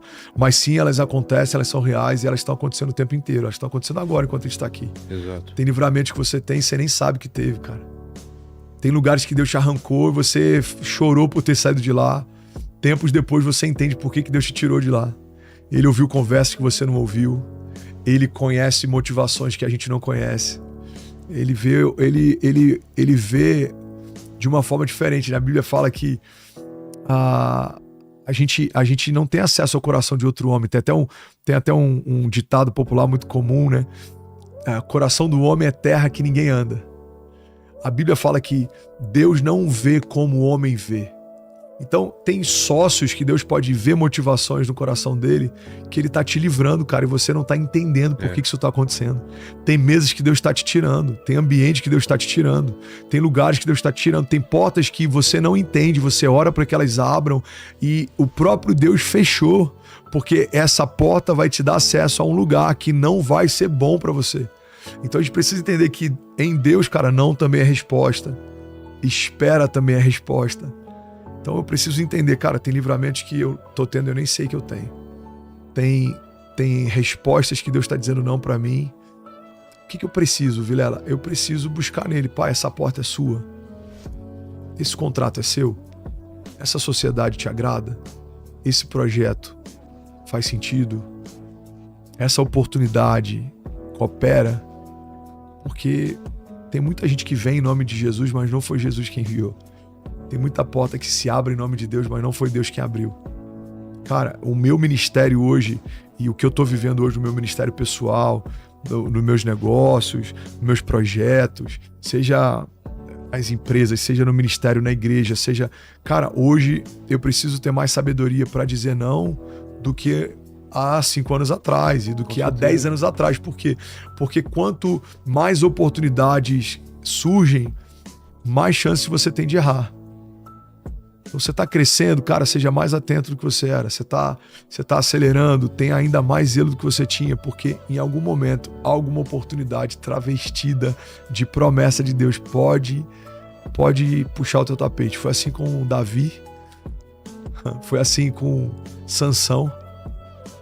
O que faz a gente acreditar que não vai ser assim com a gente? Foi assim com Judas. Judas teve o melhor mestre, o melhor pastor, o melhor discipulador. Judas andou ao lado do verbo vivo, cara. Judas viu todos os milagres que a gente lê na Bíblia, ele viu de perto. A gente olha para a história de Sansão. Qual foi o erro de Sansão? Ele deitou no colo errado. Ele deu acesso à pessoa errada. Mas qual era o desígnio de Sansão? Qual era o destino profético de Sansão? Libertador de um povo, nazireu desde o ventre, separado por Deus para um propósito específico, empoderado pelo Espírito Santo a ponto de fazer coisas que nenhum homem natural poderia fazer. Qual que é o final da história de Sansão? Se torna palhaço nas mãos dos inimigos, cego pela espada dos seus inimigos. Por quê? Porque deu acesso a uma pessoa errada. Então a gente precisa ter esse entendimento. E eu acho que quando fala de batalhas espirituais, talvez esse seja um bom conselho pra gente deixar pra quem tá ouvindo. Crise lembra recomeço também, né? Mudança de comportamento, mudança de ares. Lindão, a palavra crise vem de crisálida, né? Casulo. Toda metamorfose, toda transformação, toda mudança de natureza, ela é precedida por um período de crise. Você vê, por exemplo, e só criando uma analogia aqui, Jesus, entre o batismo e o início do ministério, ele tem deserto. Entre a ressurreição de Jesus e um período de silêncio, tem a crucificação sangrenta. Então a Bíblia fala, o seu choro pode durar uma noite, mas a alegria vem pela manhã. Aqueles que semeiam com lágrimas, com cantos de alegria trarão os seus feixes. Então o que é a crise? A crise, ela não é um hiato, não é um gap, uma janela, não é algo em que nada acontece. A crise é uma escola. As crises, elas aumentam a nossa patente, as crises, elas aumentam elas forjam o nosso caráter, as crises, elas estabelecem raízes mais profundas. Se a gente começar a entender que a crise pode ser um presente no nosso destino, a gente começa a parar de chamar de problema alguns presentes que Deus está dando. A crise de José levou ele para mais perto do seu destino profético. Ele foi empurrado para o Egito. A crise de Noé, cara, estabeleceu para ele e para a família dele a reconstrução de um novo mundo. O dilúvio foi ruim para todo mundo, mas a família de Noé foi poupada, estava dentro da arca. A crise de Moisés, cara, ele foi libertador de um povo, ele viu o mar se abrir, ele viu o pão descer do céu, as vestes não se desgastavam, as sandálias, elas não puíam. Cara, a crise de Jesus liberou acesso de volta ao coração do Pai, porque ele morreu e se entregou por nós, a gente pôde ser chamado filho de Deus. Então a crise pode se tornar um presente se a gente souber lidar com as crises. Então a gente precisa entender que o gigante de Davi foi um passaporte para um próximo nível. Quem era Davi? Era um menino franzino entregando comida para os seus irmãos. Quem é Davi depois do gigante? É alguém que todo mundo nas ruas da cidade fala sobre. É alguém que ganhou isenção de impostos, acesso ao trono. Pois é. E a filha do rei. Cara, o gigante que todo mundo naquele dia achou que era um problema, para Davi foi um presente. O destino profético de Davi foi liberado a partir de uma crise. Então a gente olha para Daniel, a gente olha para tantos outros heróis da fé. Cara, a crise para eles foi um presente. A crise para mim foi um presente. 2018, 2019, enfrentei um período muito difícil, ministerialmente falando. Cara, isso gerou um sopro de Deus no meu ministério. Tentaram me calar, tentaram me desanimar. Deus me reavivou, Deus me estabeleceu, soprou, deu acessos que eu nunca imaginei, levou a mensagem em lugares que eu nunca imaginei. Por quê? Porque a forma como você lida com as suas crises vai definir muito para onde você está indo. Você pode ficar reclamando na crise, você pode desanimar na crise, ou você pode parar no meio da tua crise e perguntar: Deus, o que você quer me ensinar com ela? O que você tem para mim no meio desse deserto? Qual que é o ensinamento que eu vou tirar desse lugar? Porque toda crise ensina, Vilela, nem toda crise muda o nosso caráter, mas toda crise revela o nosso caráter. Nem toda crise afeta a profundidade da nossa fé, mas toda crise revela a medida da nossa fé. Eu gosto de falar que aquilo que a gente realmente acredita sobre Deus fica evidente no tempo da provação. Tem muita gente que fala: cara, Deus é mais. Deus ele é suficiente, mas no meio da provação, cara, a gente entra em colapso. Em pânico, em desespero. Cara, 2017 eu tava no leito de hospital usando fralda 35 dias, internado numa CTI. E aí algumas pessoas falavam: e aí, pastorzão, o que você tá pensando? Como é que você tá? Como é que tá seu coração? Eu falei: cara, eu tô gerando um testemunho vivo. Eu falava sobre um Deus que cura. Agora eu vou ser um testemunho de alguém que Deus curou. Eu falava sobre manter a esperança no meio da crise, agora eu posso testificar que é possível manter a esperança no meio da crise. Porque teu posicionamento gera uma denúncia, né? Imagina, cara, você tem que estar bem, Vilela, no seu dia mal você tem que estar bem, cara. Aí no meu dia mal eu tô mal. Exato. Aí você tá passando por um problema e fala: Vilela, Deus é mais, irmão. Aí no meu dia mal, cara, Deus se esqueceu de mim, Deus me abandonou. Então eu acho que em vários momentos de crise, a nossa fé é testada, o nosso coração é revelado. Então, se você está enfrentando algum tipo de crise nesse ano, a boa notícia que eu tenho para você é: se você permanecer e não desanimar, toda crise se torna um passaporte para um próximo nível. Nenhum herói da fé se tornou herói da fé sem ter enfrentado crises. Você pega Hebreus 11, a galeria dos heróis da fé, cada um deles foi testado, foi amassado, foi confrontado, mas todos os que permaneceram, o nome deles ecoa na eternidade. Porque é isso que Deus tem para aqueles que não desistem. A Bíblia fala: a gente colocou a mão no arado e não somos daqueles que retrocedem, somos daqueles que permanecem e são salvos. E é isso que Deus tem para você e para tua casa, em nome de Jesus. O que significa deixar nas mãos de Deus? É não fazer nada? É esperar? É orar? O que significa? Cara, essa é uma boa pergunta, porque é uma dúvida que muita gente tem, né? Entregar os seus caminhos ao Senhor significa abrir mão da tua agenda para viver a agenda dele, abrir mão do teu governo para viver o governo dele. É verdade que muitas vezes a gente atribui para Deus a consequência de algumas crises sem nunca ter entregue para ele o controle. Então, você abriu uma empresa sem perguntar, você trouxe um sócio para dentro sem perguntar, agora a tua empresa está em crise e a tua pergunta é: Deus, por que você me deixou entrar nessa crise? E ele está dizendo: eu não deixei, foi você que entrou. Eu te dei uma impressão no espírito, você sabe que não era para entrar. Eu usei tal pessoa, eu falei com você dessa forma. A verdade, Vilela, vamos ser sinceros, a maior parte das vezes que a gente faz algo que não deveria fazer, a gente sabe que não deveria estar fazendo. A gente finge que não entendeu. Olha que louco. Vou pegar aqui o pai da fé. A Bíblia fala que Abraão, ele tem uma promessa de Deus de que Deus daria um filho. E ele vai lá e faz um filho com a escrava. E aí então Deus dá para ele um filho. E aí em um determinado momento Deus vira para ele e fala assim: Abraão, pega o teu único filho, aquele a quem você ama, e sacrifica. Primeira coisa que me chama a atenção: Abraão tem 2 filhos, mas Deus chama Abraão de pai de um filho único. E essa coisa, a gente precisa entender que Deus não considera o que não começa nele, a tal ponto de dizer para Abraão que ele só tem um filho porque foi só um filho que ele deu, o outro foi Abraão quem fez. É como se Deus estivesse dizendo: Abraão, eu só considero um filho como sendo teu porque o outro foi você quem deu. mas para mim só conta o que eu te dei. Irmão, pega isso aqui, Vilela. Deus só se responsabiliza por aquilo que começa nele. É por isso que em outro momento a Bíblia fala que um sacerdote, o fogo se apaga, ele vai lá e acende o fogo sobre o altar e Deus chama aquele fogo de fogo estranho. Cara, é fogo do mesmo jeito, queima no mesmo lugar, mas Deus olha e fala, esse fogo é estranho. Por que esse fogo é estranho? Porque não começa em mim, eu não reconheço. E o que eu não reconheço, eu não sustento. Então quando Deus está dizendo para Abraão, Abraão, pega o teu único filho. Primeira coisa que me chama a atenção, Deus não considera o que não começa nele. Segunda coisa que me chama a atenção, cara, Deus sabe que a gente é especialista em fingir que não está entendendo o que Deus está dizendo. Ele é redundante.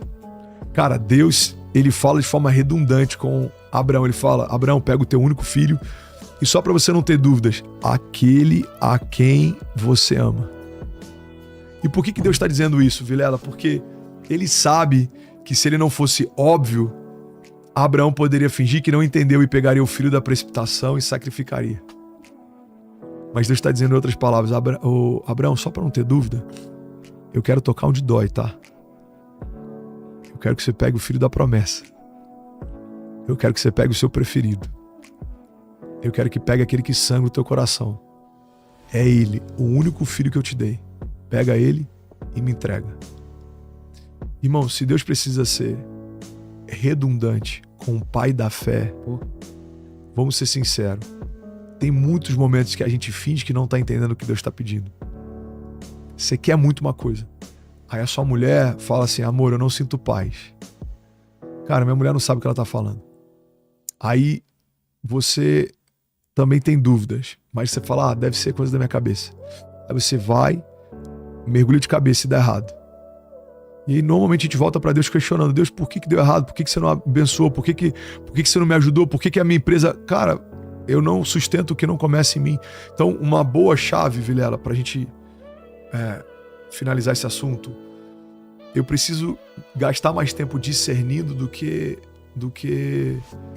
qualquer outra coisa. Tem um presidente americano que ele fala, né, que se dessem X horas para ele derrubar uma árvore, ele gastaria 95% do tempo afiando o machado. Ah, é? E o que a gente normalmente faz é, a gente entendeu o que é pra fazer, a gente faz logo. E a gente pega um machado que tá cego e a gente tá lá, cara, tentando resolver. Colocando e não todo entende. Esforço. Cara, não é sobre esforço, é sobre sabedoria, discernimento. O homem sábio discerne o tempo e o modo.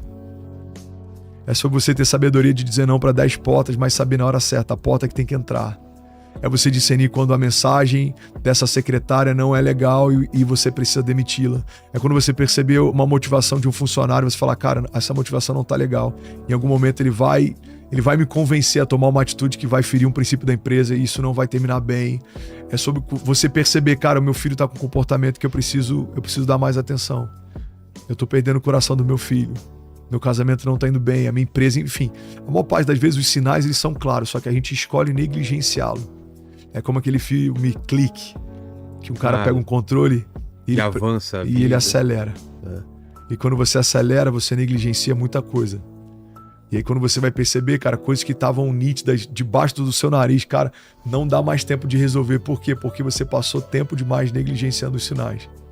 Então, para você que quer romper em 2025, acho que uma boa chave para lidar com as crises é desenvolver, cara, um discernimento maior do que você teve até aqui. É você desenvolver uma sensibilidade quando Deus fala, maior do que você desenvolveu até aqui. Eu acho que esse é um bom conselho para ajudar quem quer romper em 2025. Com certeza. Leni, perguntas? Temos algumas perguntas aqui. Eu vou começar com a pergunta do Ricardo. Ele fala aqui o seguinte, como vê a tendência de alguns líderes evangélicos que se afastam de posicionamentos firmes sobre questões políticas e sociais? Cara, eu acho que omissão é uma posição, primeiro ponto. Segundo ponto, eu acho que se a gente se tornar neutro a ponto de ser insalubre, o evangelho já fala sobre isso, né? A gente é como um sal que não salga e que o único destino que tem pra gente é ser lançado por terra e as pessoas pisarem em cima, né? A Bíblia fala sobre isso quando fala que a gente tem que ser um sal da terra e luz do mundo. Agora, o porquê disso? Eu acho que tem muita voz profética sendo calada por conta de algoritmo, né? Tem muita gente que prefere ter uma posição sempre neutra para não perder convite, acesso ou engajamento. E estão tendo sucesso, alguns deles estão tendo sucesso. o engajamento tem aumentado, os convites têm aumentado, mas tem uma prestação de contas que vai além do nosso público ou do algoritmo, né? A gente vai precisar prestar contas. A Bíblia fala que a quem muito é dado, muito é cobrado. Eu acho que, falando sobre esses pontos, que vale a pena a gente pontuar antes de eu entrar nisso, agora a gente tem que entender que a gente foi chamado para apontar o caminho, não o pecado. E nem sempre tem sabedoria quando a gente quer ser o acusador ou o dono da verdade. Eu acho que a gente está talvez numa transição de gerações, uma geração passada que apontou coisas demais e talvez perdeu alguns acessos. A gente está lidando com uma geração nova que não quer perder acesso nenhum e por medo de cancelamento prefere se tornar insalubre. Eu acho que esse é o nosso desafio. Deus, me dá a sabedoria para ter a palavra certa na hora certa, para ser como uma garça que caminha pela lama, mas não suja as patas, para poder estar na mesa dos príncipes, mas não me embriagar com os manjares, para poder ter acesso a lugares altos, mas não negociar o meu ministério com aquilo que é conveniente. Isso é um desafio. Eu tenho lutado, cara, com muito temor e zelo para tentar me manter nesse lugar, porque é o que eu falei no início do nosso conversa, né? Não é sobre como começa, é sobre como termina.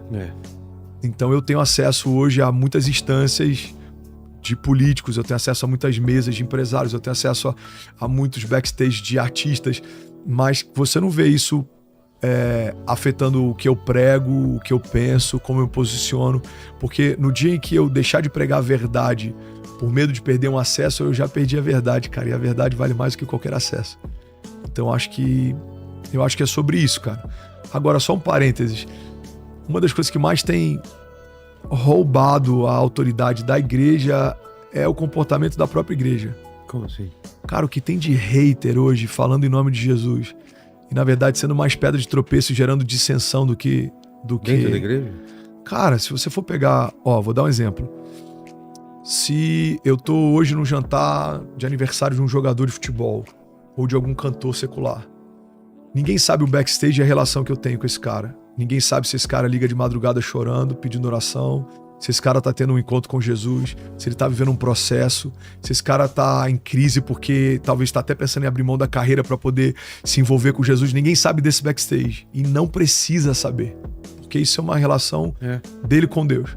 Agora, se eu tô num jantar desse cara e oro por ele, o que você vai ver de crente nos comentários dizendo é absurdo. Pô, você diz que é pastor, mas tá nesse tipo de lugar. E, mano, de todo tipo de comentário. Quando eu olho isso, eu entendo por que a igreja perdeu tanto acesso. Porque em vários momentos, quando o mundo se abriu e esperou de nós uma palavra de graça, teve de nós o pior que a religião pode oferecer. O que tem de pior que a religião pode oferecer? Cara, a justiça própria. É eu me considerar superior ao outro, é eu ter um nível de medição de santidade do outro. Agora, o que de melhor a graça pode oferecer? Cara, eu não posso te julgar. Então eu vou estabelecer uma torre alta, porque a melhor denúncia que eu posso fazer é estabelecer uma torre reta. A torre reta, Vilela, denuncia uma torre torta. A santidade denuncia falta de santidade. Uma boa paternidade denuncia falta de paternidade. Alguém que governa bem a sua casa denuncia quem não está governando. É esse o chamado que a gente recebeu como igreja. Deus não me chamou para ser um inquisitor, apontar o dedo na cara de ninguém. Agora, quando eu me posiciono sobre o que a palavra de Deus diz, cara, é automaticamente denunciado o que está fora da palavra, o que não aponta para Deus, o que não faz sentido. Então, eu acho que é para esse lugar que a gente precisa ir. Com certeza. Fala, Lene. O Antônio, ele perguntou aqui o seguinte: como viver em santidade em um mundo relativista e manter a fidelidade aos princípios bíblicos? Cara, o mundo sempre foi relativista, né? Sodoma e Gomorra não aconteceu em 2012, né? Sodoma e Gomorra aconteceu há muito tempo atrás. A gente olha para a história de Jesus, já tinham prostitutas na época de Jesus. Tinham hipócritas na época de Jesus. Tinham mestres da lei e fariseus. Tinha comércio dentro da igreja no tempo de Jesus. Então, o que a gente precisa entender? Os desafios que a gente enfrenta hoje, Jesus enfrentou numa escala diferente, talvez, mas os mesmos desafios. Os mesmos desafios. Então, como Jesus se portou? A Bíblia fala que ele é a expressão do Pai, a expressão exata.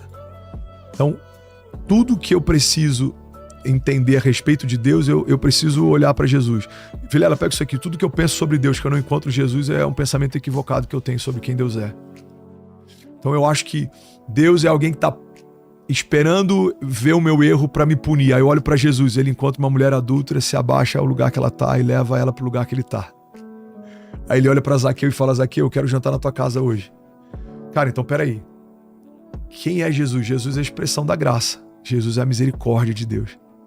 Jesus é, e eu vou botar entre duas aspas usando licença poética, Jesus é a segunda chance de Deus pro pecador. Então, ele é a expressão exata. Agora, como que ele se porta? Ele está nesse lugar, mas esse lugar não afeta quem ele é. Ele recebe Judas com um beijo, tinha acabado de traí-lo. Não só e aí ele fala afeta, como ele afeta o lugar. Esse é o ponto. É. Judas acaba de trair Jesus e vem dar um beijo nele. Como é que Jesus recebe ele? Amigo. Com um beijo você vende o Filho do Homem. Ou seja, a falta de caráter de Judas não mudou o caráter de Jesus. Se fosse eu... cara vem na maldade. Irmão, Pedro, tua espada tá aí? Acabou de me vender, Pedro. Esquece. Não, Judas não se enforcaria. Pedro teria degolado ele, decepado a cabeça dele. Agora, como é que Jesus fala, amigo? Com um beijo você trai o Filho do Homem. Na mesa ele fala: Judas, vai e faz logo o que você tem que fazer. Então, nem a traição de Judas afeta o caráter de Jesus. Então, como que a gente se porta no meio de um mundo relativo? Não sendo relativo. O desafio desse tempo moderno que a gente está vivendo é tudo está sendo relativizado. A fé é relativa, o gênero é relativo. Ó, eu não vou dar um nome pro meu filho nem masculino nem feminino, eu vou dar um número neutro, porque quando ele crescer, ele escolhe o sexo que ele tem. Não, irmão, já foi escolhido pelo Criador. Só você abrir a fralda dele e você vai ver qual o sexo que foi escolhido. Agora, quando ele crescer, se ele quiser mudar de sexo, aí é uma liberdade do seu filho. Agora, que foi estabelecido um sexo, tá no cromossomo, é genético. Então, a gente precisa entender que, por mais que as coisas estejam sendo relativizadas, existem princípios absolutos e leis absolutas que elas não são relativizáveis. Você pega, por exemplo, Zygmunt Bauman, que é um dos maiores sociólogos dos tempos modernos, ele fala sobre sociedades líquidas. Ele fala que a gente está vivendo um tempo em que tudo que era estabelecido foi liquefeito. Então, relações que eram para durar para sempre duram muito pouco. Alianças que eram para durar para sempre duram muito pouco. Irmão, se a nossa geração tá relativizando tudo, como a gente acredita que não vai relativizar fé, conduta, relação com Deus? Esse é o desafio dos tempos modernos. Agora, por mais que os tempos sejam modernos, os princípios do reino permanecem os mesmos. Você pode querer modernizar, você pode querer relativizar, Deus continua absoluto. O reino dele não muda. Não é relativo. Nunca foi. A Rosana perguntou aqui o seguinte: a igreja vê o evento Vira Brasil 2025 como uma forma de promover a espiritualidade, a mensagem do evangelho, ou acredita que eventos de grande escala, com ingressos elevados, podem contribuir para a comercialização da fé e criar um ambiente excludente, como apontam alguns teólogos e líderes religiosos? Qual que é um ambiente excludente? Eu já tentei embarcar num voo e sentar na business sem ter pago a business, eu não consegui. Não significa que a companhia aérea é excludente.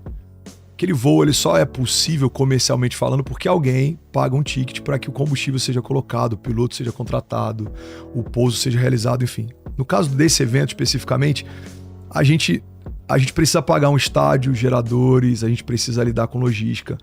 Se a gente for abrir o balancete, não só não dá lucro, como a gente, como igreja, está absorvendo um grande prejuízo para a realização do evento acontecer. Agora, eu não posso mentir se eu te disser que não tem muita gente comercializando a fé. Existem mercadores da fé, como existiu na época de Jesus. E o fato de passar no SBT também, gratuitamente para todo mundo, é uma forma de você pulverizar. Não, sem dúvida. Agora, qual que é o ponto, Vilela? Você vai em todos os cultos que eu ministro em Alphaville, Lagoinha Alphaville, todos eles são gratuitos. Você vai assistir minha pregação no YouTube, todas elas são gratuitas. Você está assistindo esse podcast, você não pagou nada para ouvir. Verdade.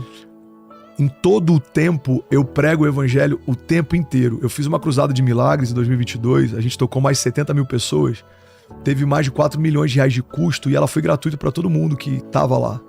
Não foi gratuita para mim, mas foi gratuito para quem recebeu. Como que ela foi viável, possível?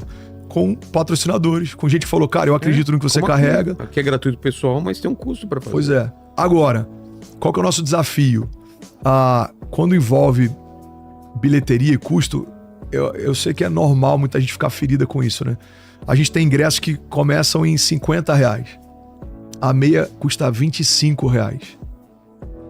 É mais barato do que qualquer partida de futebol. O meu ponto eu acho que também tem muita hipocrisia envolvida em muito comentário. Tem muita gente comentando que paga 4 vezes mais do que isso para assistir uma partida de futebol, mas não investiria 1/4 disso para poder estar com a família no evento de 8 horas, sendo ministrado ininterruptamente por convidados que vêm desde a Califórnia até, sei lá, de outro estado do Brasil. Então o que a gente precisa analisar? Será que de fato o meu comentário é por um zelo? Ou será que eu só quero fazer parte do time que reclama de qualquer coisa grandiosa que a igreja faz? Porque assim, tem gente que vai reclamar, por que precisa ser no estádio? Por que precisa ser tão grande? E a minha pergunta é, por que não?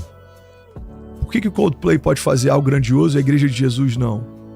Por que grandes bandas internacionais podem fazer algo que reúne 50 mil pessoas? Virada na Praia de Copacabana, na Avenida Paulista. Pois é, eu acho que isso tem a ver em parte com a teologia da libertação, que afetou muito a teologia na América Latina e que afeta até hoje a forma como a gente pensa o evangelho, que a gente acha que tudo que é de Deus precisa ser pequeno e pobre, e daí vem voto de pobreza e uma série de nuances que discorrem disso. Em parte tem a ver com a mentalidade colonizada também, né? Você pega na América, a mentalidade americana fala de grandeza, fala de conquista, fala de estabelecer coisas que são fora do comum. Você pega a nossa mentalidade, tem muita gente que acha que a igreja precisa estar sempre em falta, você precisa, né, ter um auditório feio, você precisa ter uma igreja pequena. Cara, eu acredito que o que expressa o caráter de Deus é sempre algo excelente, é grandioso. Eu vejo isso na Arca da Aliança, que foi confeccionada por uma direção de Deus. Eu vejo isso no Templo de Salomão, que foi desenhado e revelado por alguém que tinha um coração segundo o coração de Deus. Eu vejo isso no Jardim do Éden, que foi algo criado pela própria mão de Deus. Eu vejo isso na criação, cara. 6º dia o homem foi criado. E tem tanta cor na íris do olho de cada um que está aqui, tem tantos detalhes que a gente ainda desconhece dentro da criação. Então você pega um Deus que ele é tão rico em detalhes em tudo que faz, eu não consigo acreditar que ele espera da criação algo que seja preto e branco ou pequeno. Eu acho que o estádio ainda é pouco. Eu sonho com um dia em que a gente vai ter pelo menos 10 estádios simultaneamente tocando 500 mil pessoas. Eu acho que uma rede de televisão é pouco. Eu sonho com um momento em que a gente vai ter não só uma rede de televisão falando em língua portuguesa, mas eu já tenho gerado isso em oração. Um momento em que a gente vai ter rede de televisão em língua latina, com transmissão simultânea, traduzindo o que a gente está falando e, quem sabe, sei lá, CBN falando ao vivo um link. Por quê? Porque tem um fenômeno acontecendo no Brasil e alguém precisa noticiar. Eu acho que isso é só o princípio. E um conselho que eu tenho para os acusadores, se isso já te incomoda, eu acho melhor você mutar o nosso Instagram, porque a gente só começou. Os estádios vão ser tocados, as redes de televisão vão ouvir falar do que está acontecendo e a gente só está começando. E para você que quer participar disso, cara, você pode garantir o seu passaporte pelo link virabrasil.com. A gente tem ingressos solidários. Vamos deixar aqui na descrição. Tem ingresso solidário. Então o que está acontecendo? Que é uma coisa legal também. Tem empresários falando, cara, eu quero abençoar famílias que não podem comprar. Eu quero comprar 100. Então, à medida que as pessoas estão fazendo isso, a gente disponibiliza, tem 100 novos passaportes solidários. A galera vai lá e pega. Tem mais 200, tem mais 50, tem mais 300. A verdade, para finalizar esse assunto, é que quem não vai nunca foi sobre dinheiro. Sempre foi sobre querer estar. Porque quando a gente quer, a gente dá jeito para tudo. O que me deixa triste é ver que tem uma galera que fica horas na fila para assistir um show, cara, de, sei lá, Landcrafts. Doesn't matter. E coloca desafio, cara, para poder estar numa noite profética junto com a sua família, sendo ministrado para viver um ano extraordinário. Então você que vai estar online, YouTube Lagoinha Alphaville, você que vai estar na TV, SBT, Rede Aberta, e você que vai estar presencialmente Allianz Parque, começa às 17 horas, eu te espero lá, vai ser incrível. Amém. O Felipe perguntou aqui o seguinte, o senhor já declarou que a igreja não deve ser uma plataforma de palestras motivacionais, mas de transformação espiritual.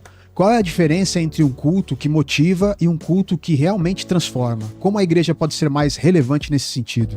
Cara, a diferença é onde está fundamentado o que você fala. Se eu falar, por exemplo, sobre o que a palavra fala, a palavra ela vai te motivar. Mas qual que é a base fundamental? A palavra, o próprio Cristo. Agora, se eu quiser falar sobre 3 passos para, e eu quiser ministrar sobre algo que eu penso, aí não é mais o que Deus fala, aí é o que eu acho. Tem muita gente que tem substituído no púlpito aquilo que Deus fala para começar a pregar aquilo que ele pensa. E aí quando eu começo a esvaziar o meu púlpito de palavras de Deus e começo a colocar opinião, já não é mais uma pregação do evangelho, aí já é mais uma palestra motivacional. Então, nem toda pregação, nem toda palestra motivacional vai carregar a palavra de Deus, mas toda palavra de Deus vai te motivar. Perfeito. Faz sentido? Faz, total. Ó, aí tem a última aqui do Edson. Ele falou o seguinte: o senhor já comentou sobre o impacto das doutrinas progressistas na sociedade. Qual seria a abordagem correta da igreja diante do que o senhor chama de agenda do inferno? Acho que eu falei sobre isso na última vinda aqui. Falei sobre isso ainda há pouco, teologia da libertação e coisas do tipo. Cara, a agenda progressista ela vai sempre tentar relativizar, como a gente falou ainda há pouco, e ela vai tentar normalizar, e ela vai tentar defender uma ideia plural. Todos os caminhos levam a Deus. Não, biblicamente todos os caminhos levam para o inferno. Só tem um caminho que leva a Deus. Jesus fala, eu sou o caminho, a verdade e a vida, e ninguém vai ao Pai se não for através de mim. Essa pluralidade de que todos os caminhos levam a Deus, todos somos filhos de Deus, eu estou falando a partir de uma análise bíblica, se a gente for usar a Bíblia como a base fundamental do que a gente está falando aqui, tá? Se você não acredita na Bíblia, o que eu estou falando aqui não faz sentido nenhum, porque você nem vai discutir teologia ou teologia progressista. Mas se você acredita que a Bíblia é uma verdade absoluta, cara, a gente precisa entender que existem princípios fundamentais que eles não são relativizáveis. Mas qual que é a agenda global? Qual que é a agenda moderna? Qual que é a agenda progressista? O seu gênero você define, o seu sexo você escolhe. Todos os caminhos levam a Deus, todos somos filhos de Deus. A Bíblia não fala que todos somos filhos de Deus, a Bíblia fala que todos somos criação de Deus, criaturas de Deus. Faça tudo o que quiser, pois é tudo permitido. A própria palavra fala, cara, faça o que você quiser. Faça o que você quiser. Mas saiba que as suas escolhas elas têm uma consequência. De Deus não se zomba, aquilo que o homem semear, certamente colherá. Tem muita gente que justifica falando, mas Deus não andava com prostituta, não andava com ladrão. Você andar com uma não significa você se tornar uma. Você andar com uma não significa você não afetá-la a ponto de dar um destino diferente do que o que ela tem hoje. Porque eu até falei sobre isso na última vez que eu vim aqui. Deus ele te ama do jeito que você é. É uma mentira que muita gente tem vendido. Cara, Deus te ama do jeito que você é. Não, Deus chama apesar do jeito que você está. Então você pode estar sujo, você pode estar perdido. Ele te ama apesar do jeito que você está. O que a Bíblia fala? Vinde a mim todos vós que estáis cansados e sobrecarregados. Esse é o teu estado. Aí qual que é o teu destino a partir desse convite? E eu vos aliviarei. Lança sobre mim toda a tua ansiedade. Você vem ansioso. E qual que é o destino? Porque eu tenho cuidado de você. Entrega os teus caminhos ao Senhor, confia nele e o mais ele fará. Então o que eu preciso entender? O evangelho, ele é tão cheio de graça a ponto de Deus te receber do jeito que você está. Mas ele te ama tanto a ponto de não deixar você permanecer como você chegou. Eu cheguei quebrado, mas eu não estou quebrado. Eu cheguei perdido, mas eu não estou mais perdido. Eu cheguei cego, mas eu estou enxergando. Eu cheguei vazio, mas eu tô cheio, irmão. Então o André que chega com 17 anos é completamente diferente do André que vai fazer em fevereiro agora 37. Então a gente precisa entender que o fato de Deus me receber como eu estou não significa que ele concorde com as práticas que eu tenho. Você pega a mulher que foi pega em adultério, a direção que Deus dá é agora vai e não peca mais. E a gente precisa entender que tem uma diferença entre como a gente chega e como a gente vai. Tem uma diferença entre o vinde e o ide. O vinde vem do jeito que você tá. O ide é agora vai e prega o que você ouviu. E faz discípulos e batiza no meu nome. Então, eu acho que é sobre isso que a gente precisa entender, que é uma linha muito tênue entre Deus te receber e Deus te aceitar. Aqui foi. André, obrigado demais. Foi bom, hein, lindão? Foi bom demais, cara.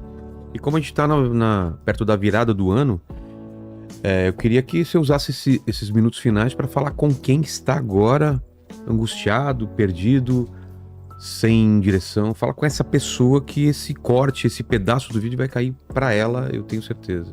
Cara, meu sogro, ele falava uma coisa que é simples demais, mas faz muito sentido. Quanto pior, melhor pra Deus fazer. Eu já tive um momento que se não fosse a mão de Deus, eu não conseguiria sair do lugar que eu tava. Em todos esses momentos eu vi a mão dele me encontrar lá. Eu vi na minha esposa bipolar, quando estava grávida. Eu vi no meu leito de hospital, quando eu estava no CTI usando fralda. Eu vi quando homens fortes tentaram calar minha voz e tirar meu ministério.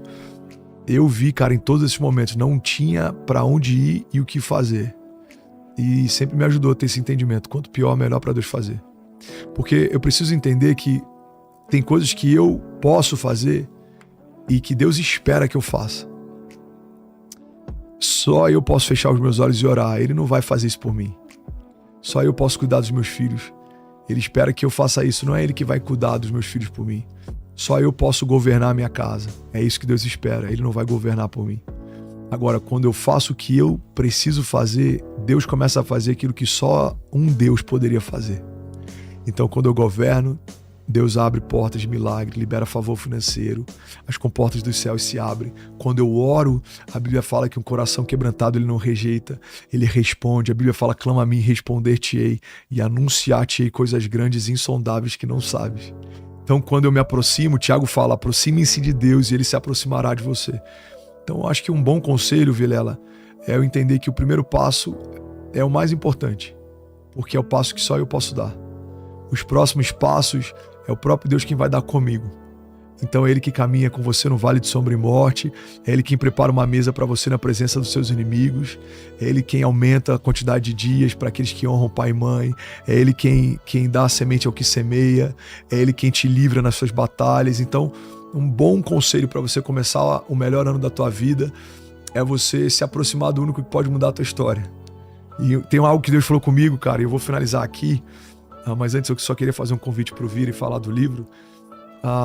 Deus falou comigo alguns anos atrás, André, só eu posso preencher o teu vazio, porque só eu sei o que está faltando quando eu te vejo em cacos. Eu te vi completo no princípio.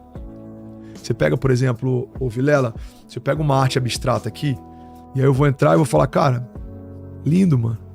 Eu nunca vi uma outra versão além da primeira. Mas o artista vai falar, não, tá faltando uma parte. Por que você acha que está faltando? Porque fui eu quem fiz. Quando Deus olha pra gente, Ele sabe os vazios que a gente carrega, porque quando Ele fez a gente, não tinha vazio nenhum. Então só quem te fez completo sabe o que está faltando quando te vê em cacos. Então, cara, não tem ninguém melhor para você se abrir do que quem te amou primeiro, te viu primeiro, te estabeleceu quando nada existia. Então a Bíblia fala, e esse é o convite que eu quero te fazer, entrega os teus caminhos ao Senhor, confia nele e o mais Ele fará. E dia 31 de dezembro você pode estar em casa, assistindo pela TV, pelo SBT, pelo YouTube, ou você pode estar no estádio, não importa. O que importa é que você pode viver uma virada de ano diferente de qualquer outra, cara, porque às vezes a gente tá numa festa vazia, chega em casa, quantas vezes eu vivi isso, cara? Chegava em casa, apagava as luzes e eu falava, caramba, será que esse ano vai ser diferente? Ou você pode estar sendo encharcado de Deus, cara, sendo tocado pela presença dele, ouvindo palavras de vida e começar um ano diferente, fazendo algo diferente. Então, dia 31 de dezembro, começa às 17 horas, 5 da tarde, no Allianz Parque, em São Paulo. A gente vai estar reunido com quase 50 mil pessoas presencialmente. Tem gente vindo de vários lugares do mundo, tem gente vindo de outros países para participar, tem gente vindo de outros países para ministrar. Richard Gordon tá vindo da Bethel, na Califórnia. A Tiffany Hudson tá vindo Carolina do Norte, Elevation. Pastores de outros lugares, ministros de outros lugares. E nem todo mundo que tá no card vai estar ministrando no palco, no púlpito. Mas tem muita gente que tá vindo só para interceder, cara. Tem gente orando pela tua vida desde agora. A gente tem orado, a gente tem grupos de oração, intercessão, relógio de oração, para que você seja tocado e possa viver uma experiência diferente com Deus e possa mudar a tua história. E o segundo convite, eu lancei esse livro, que esse aqui é o teu, Vilela. Se chama Hoje é um Bom Dia para Viver Milagre. São 365 dias. E o legal é que a gente não colocou o dia. É dia 1, dia 2, dia 3. Então, se você começar... Não precisa começar no dia 1º de janeiro. Dá para começar hoje. Se você começar... Amanhã. Dia 25 de dezembro... Sei. Cara, você vai ser impactado por Deus até o Natal do ano que vem. E eu te garanto, cara, que se você colocar para Deus a primeira parte do seu dia, é impossível você não viver algo extraordinário, porque é a melhor parte, é a primeira, né? Às vezes a gente... E essa aqui é uma chave, ô Vilela, que mudou a minha história, pode mudar a história de alguém. Às vezes a gente faz das nossas crises o nosso devocional. A gente começa o nosso dia meditando em tudo que vai mal. Então antes de você começar o seu dia meditando o que vai mal, cara... Tem esse problema. Começa o teu dia meditando uma boa notícia no céu. Tem uma boa notícia para cada dia do teu ano. Eu tenho certeza que vai te abençoar.